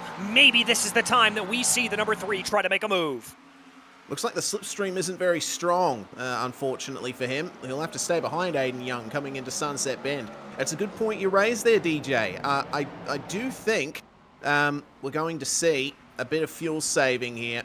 There's a lot of time spent on throttle at Sebring. Chris Rabel, meanwhile, this is at, oh dear, that's Cunningham Corner, a bit of a self-spin, but he's right on the racing line, and that's not good for anyone coming up on him. Easy does it. Oh no. Looks like a bit of a misjudgment, and another car spinning there. That's the number 73 of Chase Kaufman. Yeah, I think that was just a little bit of incident fixation. You know, Reese, especially around a circuit like this where it's so bumpy. Oh, battle for the lead. Here we go. Sideways as they come down through the corner. This is the battle for LMP2. Oh, Joshua Chinsky losing the lead now to Jack Hedgecock's made his way back past Caleb Lehman, going for second here into turn 1. Inside line is where you want to be for the first corner here, and it looks like they've sorted that one out. Josh Gowan is right there as well in P4. Tell you what, I was talking about the GTP battle for the lead. It's on in LMP2 as well. It's on all over the place. Sebring International Raceway, I tell you, it's not a hidden gem. It's just a gem of North American road racing. This place is spectacular. No matter what kind of cars you have here, whether it's TC cars, GT4, GT3, or prototypes, you are in for a cracker of a race as we look out the back right now of Jack Hedgecock's for Gowan Racing Amethyst as he tries to hold off that fierce attack here from Caleb Le Mans. Le Mans thought about maybe a little bit of a move there into Cunningham. I've seen it done. I don't always recommend it. No, I mean, it's very difficult to get the move done coming into Cunningham. Speak from personal experience. It's if you're not ahead at the apex, then you're going to have a tough time protecting the position through the left-handers that follow it. Well, they are past that at the moment. This is where the track opens up once again. Fastest lap once more by Colin Hopkins at the front of this field. Looks like a bit wide for Jack Hedgecock's in the LMP2 lead. That's going to give a chance here to Caleb Lehman on the way down the Ullman Straight. Yeah, it certainly is. Is Lehman going to try to go for it here? They're going to be perfectly side by side as they come down into Sunset. It doesn't look like the 77 of Hedgecock's is going to give that away anytime easy, though. He's going to try to hold around the outside. Almost contact at full speed there as they come down under the bridge, and they're still going at it across the start-finish line. I'm loving this. This is fantastic. They're fighting like it's the last lap of the race. We still have a solid 35 minutes of this race to go. This is fantastic. Absolutely spectacular battles here in this LMP2 class in particular. The GTP class has calmed down a little bit. Hopkins has about an 0.8 of a second lead over Michael Diaz. Diaz has about a 1.2 second lead over Aiden Young. We'll update you there if anything happens, but I think this is where the battle is, with once again the hard-charging Caleb Lehman up 10 spots since the drop of the green flag. He wants to make it one more. He wants the lead. Yeah, it's a pretty fantastic run from Caleb so far. Of course, 3 of those cars are GTPs, but still, that's a fantastic gain of 7 positions for Caleb Lehman in class. Just a brilliant run, and he's certainly showing he's got what it takes to fight for the win. Yeah, he certainly does. He's backed off a little bit here as they run. That gap's expanded to about 0.8 of a second as they come across the start-finish line, or as they come down through Jean de Bien and down through Bishop right now. Once again, though, I got to tell you, the Michael Diaz did just set the fastest lap of the race with a 1:42.74. So very, very quick there for him. Diaz trying to close in on Hopkins up in front. But look at this. The battle for P4 starting to fire off here in LMP2 category. Chinsky under pressure here from Josh Gowan. Yeah, this is looking interesting here for Chinsky. He had his moment in the sun, leading the race for a lap or so. Goes a little bit wide on the exit of Sunset Bend, and unfortunately, that's a little bit of an advantage for Josh Gowen there. Let's see if the move is on in turn 1. He's a bit too far back to get it done here, but look at how much Gowen dives into the corner. He is confident on the brakes. Yeah, and that's really the key to being able to execute around Sunset Bend, down through Jean de Bienne, and into turn 1. It's all about confidence. If you trust the car and you feel that it's going to do exactly what you want it to do, you'll chuck it on in and you'll really send it. And that's what you've got to have to be quick here at Sebring. Yeah, absolutely. Look at the ground he makes up into the hairpin as well. It's so difficult to pick the braking point into there. You know, I've done plenty of laps around Sebring, and it seems like the braking zone for the hairpin changes every single lap. There's so many bumps to take into account there in that braking zone. But, man, you can see how aggressive Josh Gowen is here on the back of Josh Chinsky. Let's see if Tower Turn has anything in store for this battle. Well, Colin Hopkins stealing back the fastest lap of the race. Little bit of a wide run there for Gowen. He may lose a little bit of time here to, that was Chinsky. May lose a little bit of time here to Gowen. Indeed, that's come down under half a second here as they run. So we'll have to see how that plays itself out here as they go.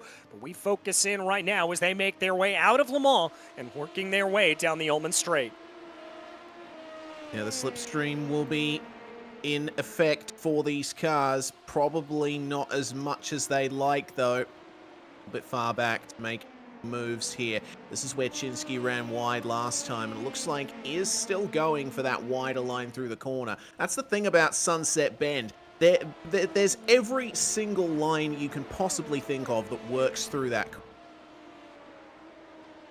Yeah, there really and truly is, Reese. And the thing is if you try to come a little bit narrower with the line, well, that's the fastest way from point A to point B. But the problem is it's bouncier. It's bumpier down through there, as you just saw Doug Evans taking to the grass to avoid some of the faster GTPs coming up behind him there at that point. I don't know if that was a mistake or maybe just a cognitive way to get out of the way, but he's got to get even more out of the way because the track limits at the exit of Le Mans, or at the entrance of Le Mans, are very wide.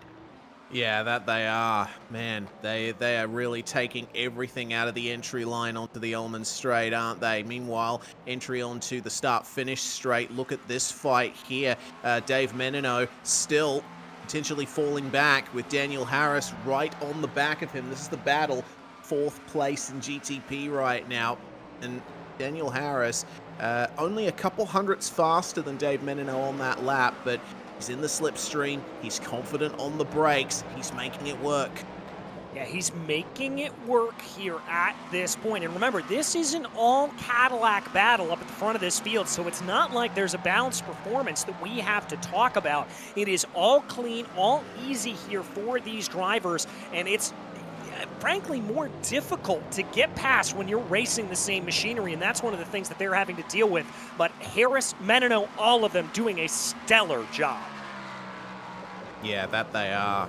It's a fantastic fight all the way through this GTP field. And Michael Diaz is still drawing up to the back of Colin Hopkins. Diaz was faster on the last lap by half a second, so I think the battle is truly on here. The number 17 trying his best to stay in the slipstream down this, once again, long, flat-out section on the way down to Jean de Bienne.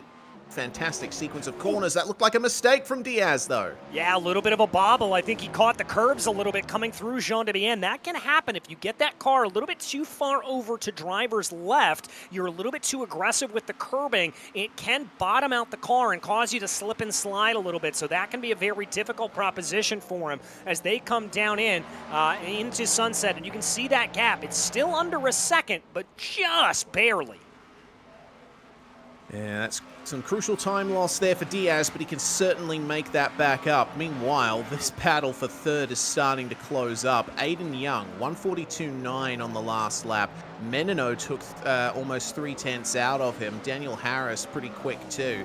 So now it's a proper three-way battle. This is going to be interesting for Dave Menino, being the filling in a fiercely forward sandwich. All right, trying to see what they are able to do here at this point.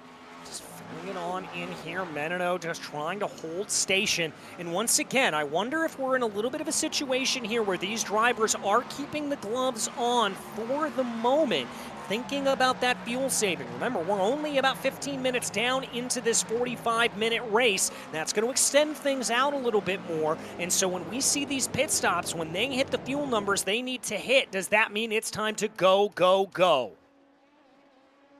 Oh, meanwhile, Mark Kalin in the LMP2 class. It's Chris Rabel, who's right on the back of him now. Looked like he was a bit offline through Jean de Bien and Le Mans. He immediately moves defensive here coming to Sunset Bend, and well, that's only one part of the defense. You can go so hard into the corner as Rabel does, and you can get the over-under. It's effectively a giant hairpin at the end of the lap. Triple apex, yes, but you can still make the crossover work. Yeah, certainly is, and really unlike a corner that's very similar to it, as Kalen's going to dive that car down in deep. Rabel going to try to keep up if he can. He'll have the preferred line if he's able to keep it coming down into turn 2. Nice move there by Rabel. That was heads-up driving. Yeah, beautiful stuff. Kalin, I think, recognized that the move was over, and he lifted off to let him go, and still making a few mistakes on the way out into Big Bend. Chase Kaufman might fancy a chance at him. This fight, though, between Menino and Harris shows no signs of letting up. Looks to me like a 10th faster Daniel Harris was on the previous lap. So the pace is definitely with him. Aiden Young, though, extending his gap there in that battle. And this fighting is starting to bring Pat Pelchat and Ryan O'Connor into the fold. Yeah, it is. They're both within about 0.7 of a second, respectively, of one another, and this battle up to Daniel Harris. So I think this could be a big, big fight before we know it. We're just going to have to see what they are able to do. Pelchat is your big mover in the GTP category. He's only up 2 positions, but that's enough to be able to get him that title here at this point. Indeed. It's going to be difficult, though. 26.5 minutes remaining in the race. They still have to work out the pit cycle. They have to keep in a rhythm. Yeah, they have to focus on a few things at a time in this class, not just battling with the cars around them, but also thinking about the end game, buying a ticket to the last 5 minutes of this race. They don't want to make any silly mistakes still this early on. We're still not quite halfway through. Yeah, you've got to keep it clean. And as you said, Reese, this is a track that wants to grab you. This is a track that wants to get you and take you for a spin. It's not a nice, easy track like we saw at Fuji. Not that Fuji's easy, but in terms of running around like this, there are so many little things. Like we said, you just get a fraction offline, and these stiffly sprung prototypes are going to bounce and bounce and bounce across the track. Yeah, in that sense, I'd say Sebring is the antithesis of Fuji. You know, Fuji's a modern, smooth venue, barely any bumps in the racetrack, though, as we pointed out earlier, the exit curbs can definitely bite you. But Sebring, any part of the track is going to bite you, and bite you hard. Yeah, it certainly is here as we take a look at the battle for P3 now in that GTP category. Young, Menino, Harris, Pelchat, and O'Connor really running all nose to tail. Now there's a 2-second gap between Young and Diaz here at this point. And so that's going to allow a little bit of breathing room, I think, if Diaz wants to try to send a move. But for Aiden Young, he's just got to try to hold on for dear life. And look at the traffic. Looks like they're going to be coming up against some LMP2s soon, and that could definitely change the face of this battle. First pit stop has been taken in the GTP class. Mac Miller with a 25-second stop, currently down in last running place in GTP. As to the Ulman straight they come. Already on the headlight flash is Aiden Young as he goes past Chase Kaufman coming into Sunset Bend. Yeah, and taking those differing lines there at that point. Looks like Kaufman deliberately taking a little bit of a wider line, giving some earth to it. As, we've got a couple of takers down pit lane. Michael Diaz and Dave Menino in the GTP category. All right, so as soon as they came up on the traffic, they decided it was time to make their way into the pits. I think that's a smart decision. Get the pit stop done now. You lose as little time on track as possible. Yeah, I think it's a good call as well. You're still probably going to have to deal with traffic at some point in this race because remember, those LMP2s will be coming down into pit lane as well. But if you're able to get around them here at this point and try to time it right, well done. Pat Pelchat, though, not going to be so lucky. He's got to deal with a little bit of traffic in the form of Daniel Harris directly in front of him. Yeah, indeed. Well, Harris is coming up on Mark Kalin at the moment in the number 62. This is going to be a difficult part of the circuit to come up on an LMP2. It's very twisty. There's not much room offline to get things done. There we go. Look at that. Right there on the back of the LMP2. All of that time that Daniel Harris had over Pat Pelchat is gone. Yeah, really and truly did here at this point, courtesy of that LMP2 traffic. And let's be clear here, as there got a little bit of dust kicked up. We ride on board with Pelchat right now. Oh, that was a big blink up in front from Pelchat as we ride on board with O'Connor. Yeah, O'Connor gets past Kalin without much fuss. Then Rafael Russo is the next to make his way past. There, that little bit of LMP2 traffic has certainly compressed this battle quite a bit. Let's see if any of them decide to dive for the pits. It looks like Jerome Bertiome is among the first of our LMP2 front runners to make his way into the lane. While looks like Rabel is going to go for the pits. Here we go. Pelchat and O'Connor, as well as Russo, all the way into the lane. All right, so they're going to make that call here. That's going to give Daniel Harris a little bit of breathing room here at this point. He's not going to have to worry about any attacks coming from behind him, and so we'll see if he's able to put down some good laps. We'll also keep an eye here on the pit stops for these drivers. It's been about 20 seconds here is what we've seen for the likes of Diaz and Menino. Average that out to about 20.5. I'd call that a good stop down the lane. All right, let's see if they decide to match it. Also coming into the pits is J.R. Williams in the sole BMW M Hybrid V8 at GT field. And to the end of the stop they come. Pelchat is away, but Ryan O'Connor with the quickest stop, 19.5 seconds. Pelchat, though, ahead of O'Connor on the exit. All right, so here they come on out. I'd be a little bit worried. 19.4 is a little bit early for Ryan O'Connor in terms of time. And there's Menino right up into the mix. Yeah, Menino, he's already had a lap on that tank of fuel. Wouldn't expect that they'd be changing tyres in a 45-minute race, but still, a little bit of heat loss in the pit cycle will mean that the two in front of him will be a little bit skatey out of the lane. Yeah, they'll just be a little bit different. Remember, track temperature has risen here by about 2 degrees here at this point. It's up to 70 degrees Fahrenheit, so that's going to help things out a little bit. Thankfully, no wind here at Sebring at the moment. 35% humidity. That's not really going to be any sort of factor here for any of these drivers.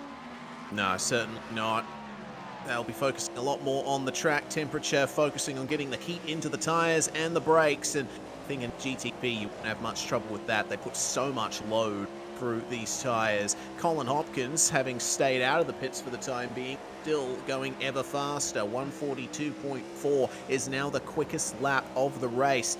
But Michael Diaz on a very different strategy. Let's see if that earlier pit stop is going to work out for the number 17. All right, let's see indeed if that is going to play out. The gap here at this point is about 47 seconds. That's what we're seeing as they work their way by some slower LMP2 traffic. That's Rebel that they're getting by. Oh, Menino getting a little bit held up by that into the corner. Nothing Rebel could do at that point. He was just a hapless passenger. Yeah, fortunately, Menino has lost a bit of time. The battle between Pelchat and O'Connor still on here. Pelchat getting a good run through the first couple of turns, but got to be careful of the over-rotation coming through turn 3. It's a corner that tightens up out of nowhere on the exit. Got to be careful, and that's a poor run out of the S section. O'Connor with the better run out of the corner through Big Bend, and Pelchat on the inside coming into the hairpin. He's going to give that position up. All right, I think he just read the writing on the wall there at that point, didn't want to fight it too hard, and decided to just stick out of the way, and discretion proving the better part of valor. Yeah, I think a smart decision by Pelchat. There's still plenty of time left in this race, just under 20 minutes. And I get the feeling he's going to try and keep up the momentum here. He's obviously got pressure from behind from Dave Menino, but O'Connor still with plenty to work through here. And we've got another taker down into pit lane. Zach Heber coming down in here at this point in the 511 Cadillac. So that's going to be him coming on in here at this point. Now, he is the only taker. The likes of Hopkins, Young, and Harris still opting to stay out here at this point. Doug Evans has come down into the pit lane for the LMP2 class. We've had a handful of drivers take their pits, including Harmon and Rebel, but Jerome Bertillon leads the way there in LMP2. Yeah, that he does. Be an interesting fight. LMP2 class. Meanwhile, Zach Hebert, way down pit lane in the GTP class. Doesn't look like any signs of movement from the LMP2 guys when it comes to pit stops. We have seen a couple take an early stop here. O'Connor makes his way through on Eric Harmon, who once again had that fantastic run through the LMP2 crash on lap 1. Be interested to see if he can hold on to some of that towards the end of this race. Yeah, I'll be interested as well. More of that LMP2 traffic, as you said, in the form of Harmon. Menino's going to have to try to get out of the way in time. Oh, he gets held up behind, coming down into hairpin. That's going to slow Menino down. It just looks like the traffic is not on the side of Dave Menino here today. Yeah, Menino put on a fantastic qualifying run, but it seems like the race hasn't come to him. Real shame for him. Meanwhile, O'Connor still making his way past LMP2s here. Looks to be Ryan Chandler that he's worked his way past there. And he's not that far behind Michael Diaz either. Could be just... oh, here we go. Top 3 in. Colin Hopkins, Aiden Young, and Daniel Harris all making their stop here. This is going to be the big trade here between Hopkins and Diaz. Let's see if Michael nailed his strategy. Let's see indeed. And these three all teammates, by the way, so they're clearly pitting with the similar strategy in mind. Now, that's the 217 up in front right there. That's Jerome Bertillon that the 17 is going to have to deal with here in the form of Michael Diaz. Hopefully, it's just going to give him a little bit of a tow. Looks like the 19 of Colin Hopkins is out and on his way. Diaz, I don't think, got this right. No. Oh, yeah, there he goes. Coming into turn 1, and yeah, Colin Hopkins... like well, the pit stop was a second slower, but still, looks like the traffic that Diaz was dealing with fortunately cost him that crucial amount of time. Dave Menino and Aiden Young in a little bit of a battle here at this point. Menino barely able to pull ahead and hold on to 6th place for him, as it looks like he's finally able to get something to fall his way during the course of this race, and he'll be able to hold on to P6, still about a second back of Pat Pelchat, though. Yeah. Still about a second back. Let's see if this is going to work out for these guys. Aiden Young at the moment, right behind Dave Menino as well. Meanwhile, heard a little chirp from Doug Evans on the in-sim voice chat. Looks like he had a bit of an off coming tower turn and barely avoids getting run into by Michael Diaz. Yeah, lucky there that he was able to avoid that. Josh Gowan coming down in pit lane from the LMP2 category, as it does look like Jeremy Carter getting out of the way of the majority of the field there at that point, just trying to stay clear as much as they can, really trying to be able to just get out of the way. Doug Evans taking to the runoff area to let traffic go, and he tried to let traffic let it go there, but wow, that was a bit of an adventure off the track. It was such a big bump there. Yeah, that was very, very large, and I'm not entirely sure if that was him just trying to get out of the way or if he just kind of got, well, kathunked a little bit by the track. Yeah. Well, hey, getting kathunked by Sebring is a rite of passage that every iRacer goes through, and even the more experienced of us can get it from time to time. Meanwhile, traffic here for Aiden Young and Dave Menino. That's Jerome Bertillon, who is, once again, one of the drivers who's on a bit of an off strategy here in LMP2, one of the early pitters. He manages to let them go through Big Bend, and it looks like it'll be a clean run through here as up inside Aiden Young goes into the hairpin. That cost him a bit of time, that slightly tighter entry. Yeah, that's just a little bit of time that he's going to have to bleed away. It's still about 0.5 of a second, but your leader in the LMP2 category, Jack Hedgecox, is down into pit lane here at this point. Caleb Lamont following him in as well. All right, here we go. It is on now in LMP2. Josh Chinsky stays out and resumes the race lead that he held for a lap or two very early on. Let's see how the pit stop times compare. Looks like pit stops have been running the gamut for about 16 to 18 seconds in the two class. So Hedgecox versus no tires, of course. They have to make sure that fuel is in the car. Hedgecox is done. 16.6 seconds. 17.4 seconds for Caleb Lehman. Nicholas Gowan is making his way into the box as well. Get his fuel stop done. Hedgecox, it looks like, is going to keep the effective LMP2 lead here. Yeah, it looks like he will as well at this point. We continue to watch fourth place here in the battle for third as Daniel Harris closing in on Ryan O'Connor. Let's see, that's the number 11 up in front of him. They're going to deal with Damien Benke here as they go. How is O'Connor going to be able to navigate this? Flash of the headlights there. The 11 tries to stay in with contact! No! Oh, wow, that's a huge hit there for Damien Benke. He gets sent off the circuit and he has to wait for cars to go by before he re-enters the racetrack. That is disastrous there. Bit of a miscommunication between the two. Yeah, has to be said there. O'Connor clearly down to the inside. Benke turned in on it. I'd have to see another view of it to make sure, but I think the blame there may be on Damien Benke as I saw it. But nevertheless, not what either of those drivers wanted to have happen. Yeah, certainly not. I mean, there was a tiny bit of overlap from what I could see as we see the aerial view of it. I don't know. I think that's better left up to the stewards, and thank goodness, you know, we don't have to deal with that. But Benke, regardless, will be unhappy with how that has turned out for him.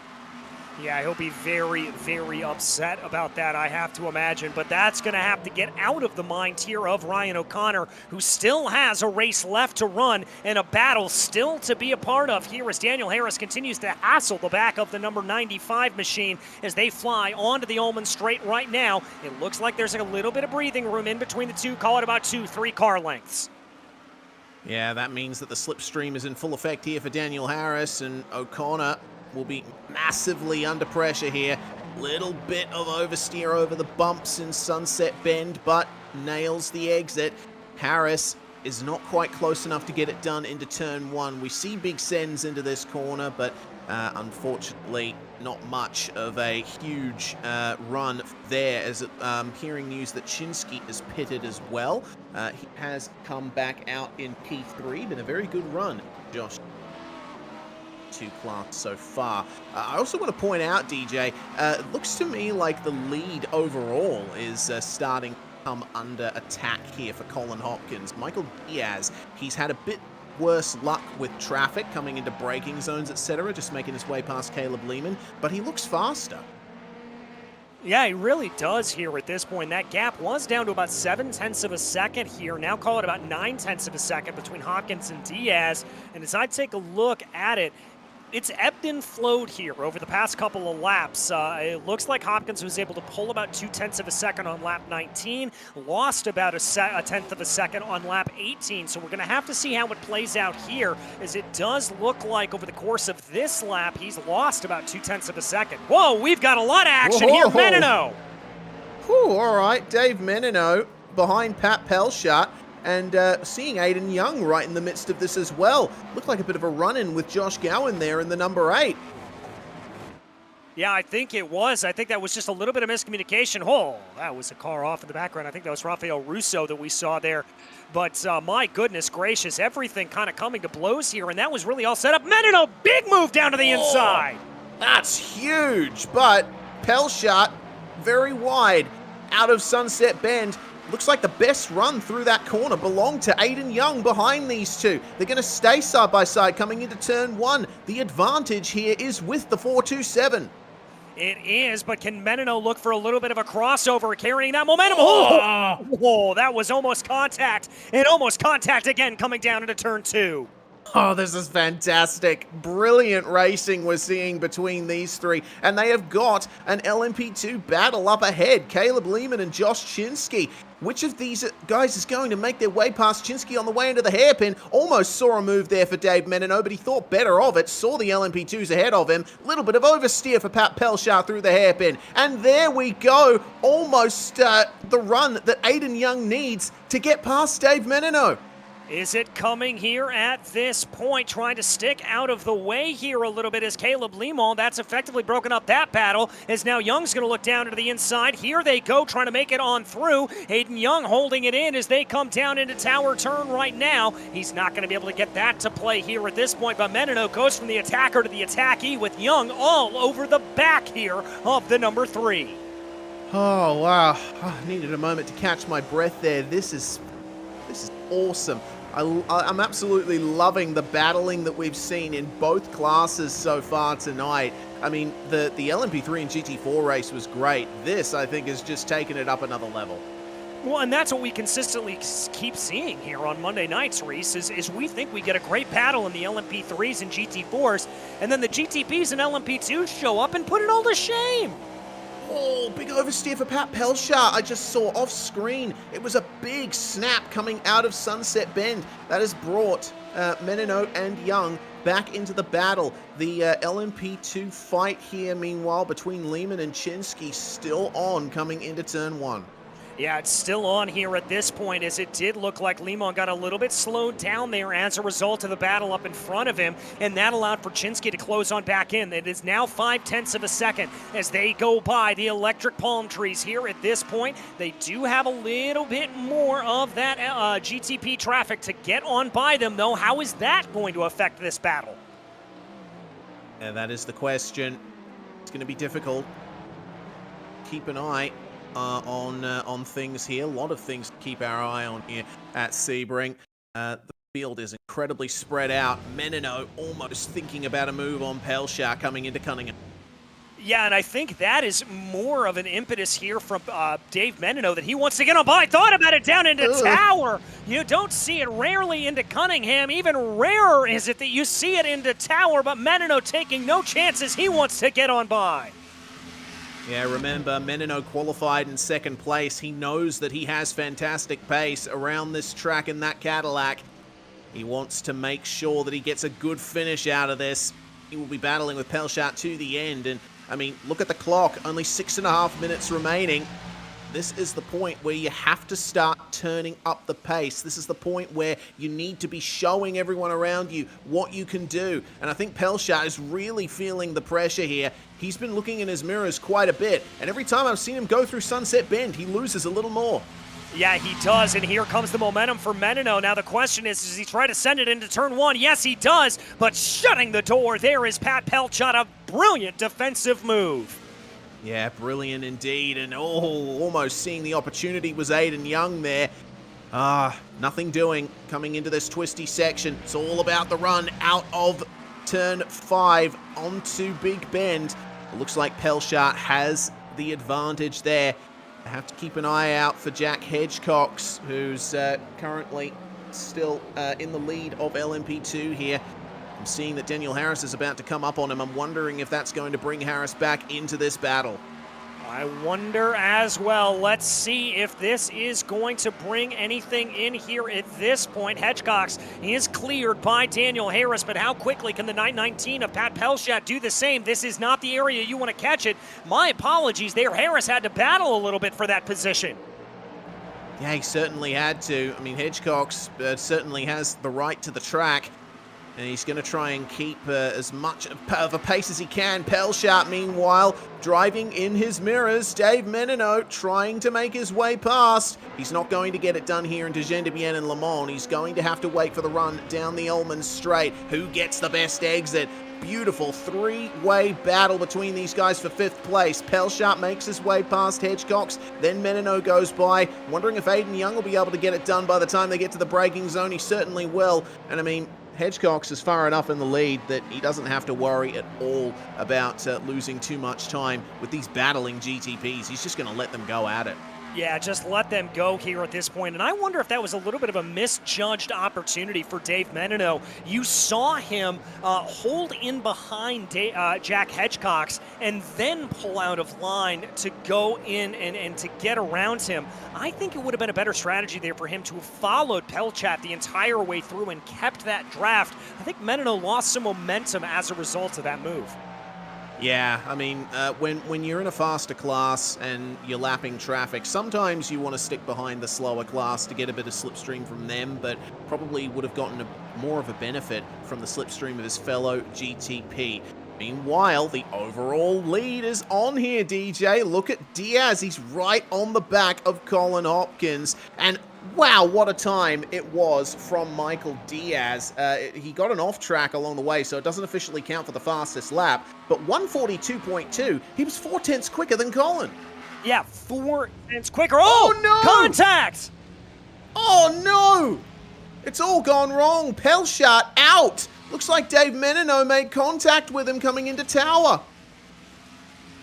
Oh, Pelchat taking a tow back to the pits. He is done for the day. What a shame here for the number 919. A fantastic run, all gone to naught in the final 5 minutes. Oh, man, my heart breaks for Pat. There's a replay of it. Dave Menino getting a good run here. Tried to go for the inside at tower, but Pelchat going for the early turn in. Ah, that was just an unfortunate coming together and immediately towing back to the pits. He knew his race was done. Yeah, unfortunate there. What was a very promising battle that we had seen brewing and scrapping here at this point, all being taken away from us there. You've got to feel for both drivers. Menino dropping all the way down into 7th place, and as we said, Pelchat out of this race. Ah, wow. It's always a bit of a gut punch to have a battle end that way, especially when it's been so good. But hey, we've got another good battle on our hands here because Colin Hopkins gone wide in the hairpin. This could be the move that Michael Diaz needs. It very well could. Let's see. Here we go. Oh, there he goes up the inside of Cunningham and he takes the lead of the race. Beautiful. A decisive move from Diaz, but I don't think this is over from Colin Hopkins. He's already looking scrappy. Tried to make a little bit of a move down into tower. They're coming up behind Doug Evans right now in number 41. How is that going to play into it? May they catch him in Jean de Bienne? This is worst case scenario here for Michael Diaz. Well, there we go. Evans doing what he always does and going right off the track. He doesn't want any part of that. And can you blame him? I mean, as fierce as this battle has been, I wouldn't want any part of it. We ride on board right now with Colin Hopkins, and guess what? We're coming to the white flag. Oh, here we go. 1.5 minutes on the clock. Into Sunset Bend they come. And what will be going through Colin Hopkins' mind at the moment? He's just lost the lead with a desperate move by Michael Diaz, and he's going to try and work all the way around this lap to get it back. Diaz weaving to break the draft. Doing everything he can do here at this point. We have seen how Colin Hopkins leads. Let's see how he attacks. Great line through turn 1 as they come down into turn 2. It's going to be Hopkins holding behind, hoping to be able to get the draft correctly here as they come out of the corner. Tighter line there for Hopkins. Will that come back to bite him a little bit? Yes, it does, as it looks like Diaz is able to stretch his legs ever so slightly. Yeah, he definitely slowed it up a little at the apex to get the best run out of the corner. No move into the hairpin, but this next braking zone is where Diaz made the move.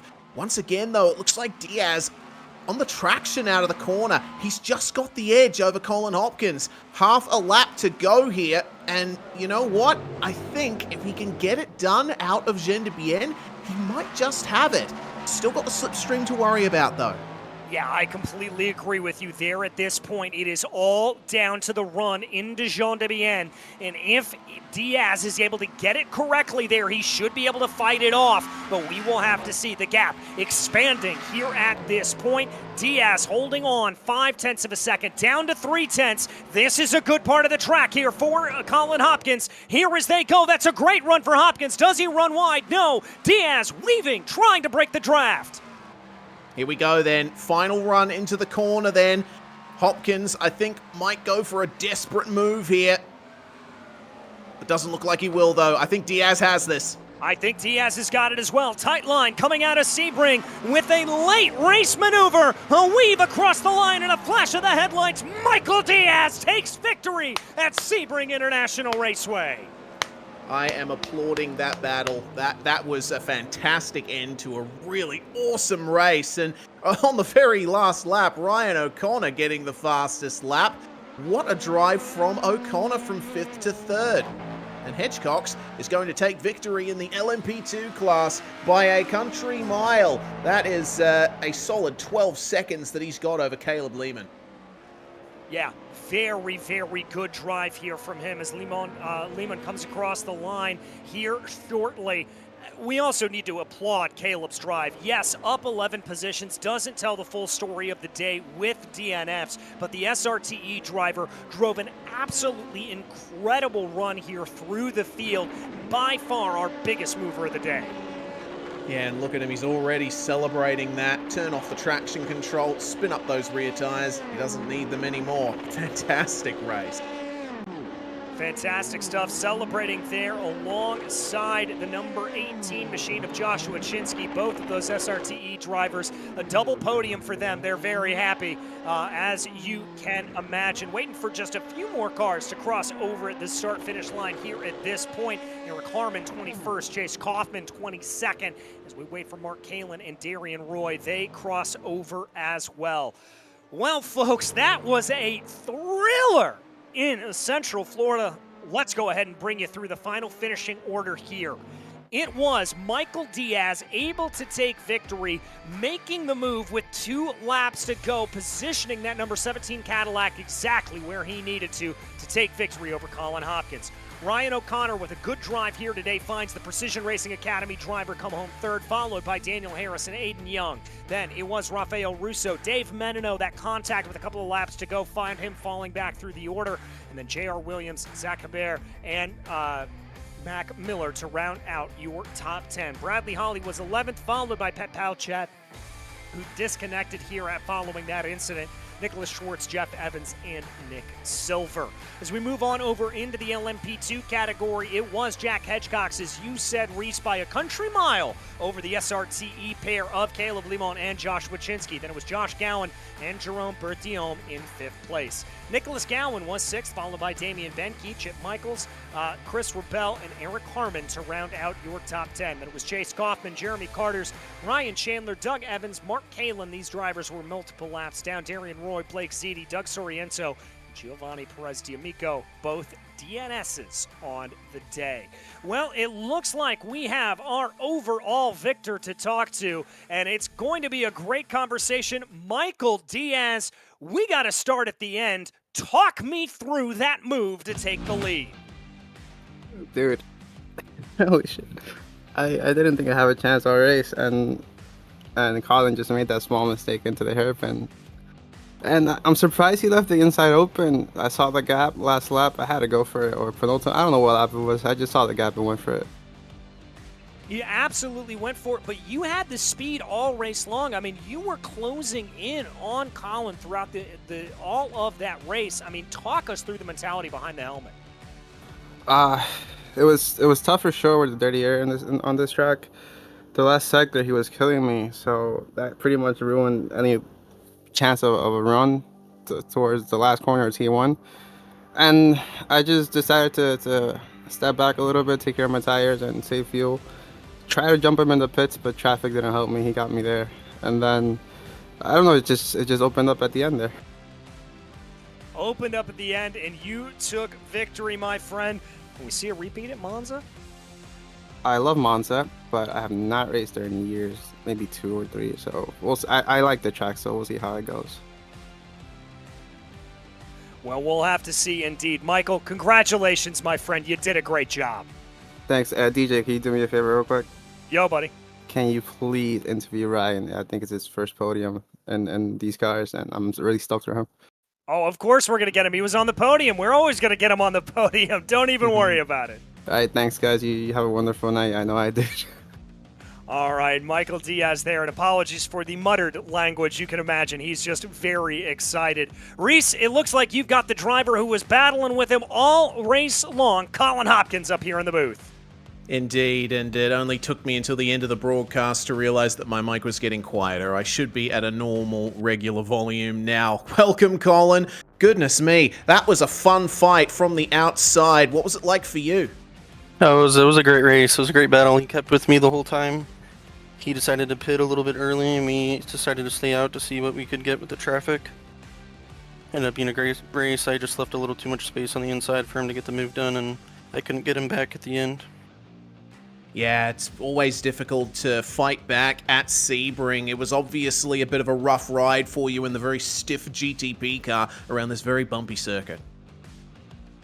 It was very bumpy, but we had a great race. Still a great P2 for the championship and helped with the points quite a bit, so still happy about the finish, but wish we could have held P1. Yeah, absolutely. Still, as you mentioned, that is a good points haul, and you should keep the championship lead going into the next round. It's certainly going to be an interesting end to the season with only 3 rounds to go and a very competitive GTP class. Yeah, we're all close for points, and I'm looking forward to some more battles with everyone, and hopefully we can take the championship home. We got 3 more races to prepare for. Yeah, absolutely. Well, thanks very much for joining us, Colin. Congratulations on another good finish for you. Hopefully we get a chance to chat to you next week. Thank you for having me, guys. Fantastic driving from Colin Hopkins and Michael Diaz there. And, well, I mean, looks like he's going to get his wish, is Michael Diaz, DJ, because Ryan O'Connor is going to be the next driver joining us in the commentary box. Ryan, from what we understand, this is your first podium, my friend. Congratulations. How was it out there? Thanks. Last time was my first podium, and then the time before that was actually my first podium. But yeah, thank you. Pretty happy about the finish, especially where I started and how many positions I lost at the race start. Yeah, it looked a little crazy out there. Talk to me about your mentality on that fight back, coming back through the field like that. I think we timed our excuse me. I think we timed our pit strategy correct. Pat and I both came in at the same time, and we're just able to undercut. I couldn't believe how far we undercut, though. I was expecting maybe 1 or 2 cars, and I mean, I don't even know. I think I pit at P8 and came out P3, P4. It was crazy. Absolutely crazy, my friend. Well, speaking of craziness, next week, Monza. We always talk about the craziness at Turn 1, but how do you think it's going to go there at the Temple of Speed? You won't be talking to me next week unless you want to interview like a P10. So Monza's just not really a track of mine. I've raced them in high downforce cars, GT3s, you name it. I can never really seem to lick it. So I'm going to go ahead and give it my best. But there's a lot of fast guys out here that prefer the track a lot more than I do. All right, well, Ryan, we're hopefully going to make you break your word there about that and hopefully talk to you next week. But nevertheless, man, great job out here today. Thanks, guys. Looking forward to watching the replay. All right, Ryan O'Connor, your 3rd place finisher there in GTP. And it looks like here, Reese, you've got our winner in the LMP2 category, Jack Hedgecox. Yeah, I have indeed. Well, Jack, that was a fantastic drive there. Certainly was a bit of a chaotic start, though. Yeah, had a major Code Brown moment coming out of Sunset, that's for sure. I thought I was about to pull Watkins Glen and take the lead before it even starts again, get in the jump, and almost bend it. Well, regardless, definitely came good for you when others in the LMP2 class suffered issues. How did you end up playing the strategy here today? Well, once I dropped back from that start and I was back, I don't know how many cars, probably 5th or 6th before we even hit turn 1. I was just going to try and survive, and other cars definitely didn't in front from what I could see, especially feel bad for Nick. Definitely had a pace, especially being on pole. I knew I was going to have a big fight with him, but unlucky that he got in an incident with someone. I don't know who he had an incident with, but once I saw he was out, I just knew I had to break the draft with I think it was Caleb and especially for the second half of the race, and just once I broke out that, just staying consistent, and especially with traffic with the GTPs, they were in a bigger race than I am, so just made sure to let them by, no issues, didn't have any trouble. Yeah, certainly you had enough of a margin to play with there that you could afford to do that. Well, that's another fantastic haul of points for you, Jack. Hopefully we chat to you again at Monza. Sounds good. Y'all have a good night. Jack Edgecox there with another win on the board in the LMP2 class. Next up, it looks like we have Caleb Lehman in the commentary box here, DJ. It's going to be a very interesting interview, this one. Yes, it is. Caleb, not only our second place finisher here in the LMP2 category, but our biggest mover as well. How'd you do it, my friend? I caught somebody sleeping on the start, and somehow we were 5 wide going down the straight going into turn 1, and before I knew it, I was in third. It really surprised me. And then I was able to stick with Josh and Jack for the first few laps and was able to make a move, but Jack just had too much pace. I couldn't stick with him. Well, you may have had that, but you certainly had to be able to keep out of your rearview mirror as well. Early on, a close battle, and then keeping Joshua behind you as well. You certainly had your hands full. Oh, definitely. I was just happy that Josh was able to stay with me, and we both got a clean result because we're targeting the team championship right now. I think Drivers' Championship's out of reach, but Team 1 should be there. All right, so targeting the team championship, is that going to carry on next week at Monza, or how do you think that's going to go? Monza's not always my strongest track, so I don't know. We'll see if I can pull something out. All right, my friend. Well, we wish you the best of luck for that, and we'll see you next week. Thank you.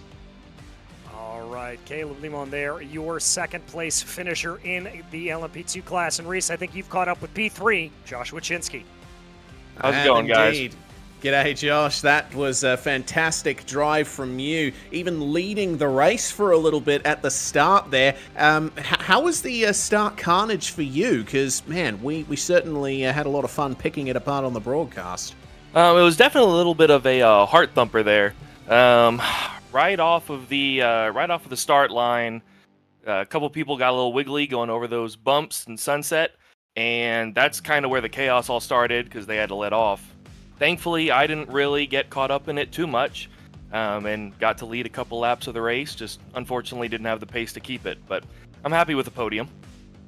As you should be. I mean, it's certainly an excellent haul of points for you, which should definitely boost your standings coming into the final 3 rounds. Absolutely. We're looking strong with SRT for the LMP2s, and I believe we scored some decent points too for our SRTE Black over in the GTP series. So it's looking really strong for the team championship this season for both drivers. And what about Monza? Is there anything that jumps out to you about that particular round? Do you expect to be strong there? Monza's a track I generally enjoy, and I'd like to think that I'm quicker on there, but hey, turn 1 is turn 1. I just hope to survive through there and see how the rest of the race goes. Well, either way, it's going to be fun to watch your potential rise through the field there, Joshua. Thanks very much for joining us. Hopefully we chat to you next week. Absolutely. Thank you, guys. Josh Chinsky there with a fantastic drive to P3 here in the GTP and LMP2 series, DJ. Man, what a night that was. I really enjoyed that race. As did I. I mean, you heard me going on about it during the course of the race. Sebring just produces good action. Let's go back and take a look at a quick replay here that we've got spooled up before we go away. So you can see just how good this action was. All these LMP2s, all these GTPs flying on by. And we got to talk again. That move by Michael Diaz, absolutely spectacular. Yeah, here's how it all started out for him. The slight run wide into the hairpin. It was a slight lock up there for Colin Hopkins, and that was exactly what Michael Diaz was looking for. He got the best run out of the hairpin he could, and then this was a fantastic dive here at Cunningham. Look at the switchback. I mean, just brilliant to be able to position the car exactly as he needed to. Tried to be able to make the attack back, did Colin Hopkins. Wasn't able to make it play, but that is what racing is all about. Well, folks, on behalf of myself, DJ Clark, Reese Gardner, and Dustin Ollis, it's been a pleasure to bring you the racing action here today. Next time out, as we said, Monza. It needs no other words than that. We head to the Temple of Speed to let some prototypes loose. That is going to be an absolutely fantastic race. You're not going to want to miss that. That will be next Monday, November 6th, at the conclusion of our GT4 and LMP3 racing. In terms of today, though, you heard it. DJ Clark, Reese Gardner here, yammering away at you, and Dustin Ollis providing the amazing cameras behind the scenes. And on behalf of all three of us, as I said, it's been an absolute pleasure to bring you the racing action. And until we see you on the track, thanks for watching.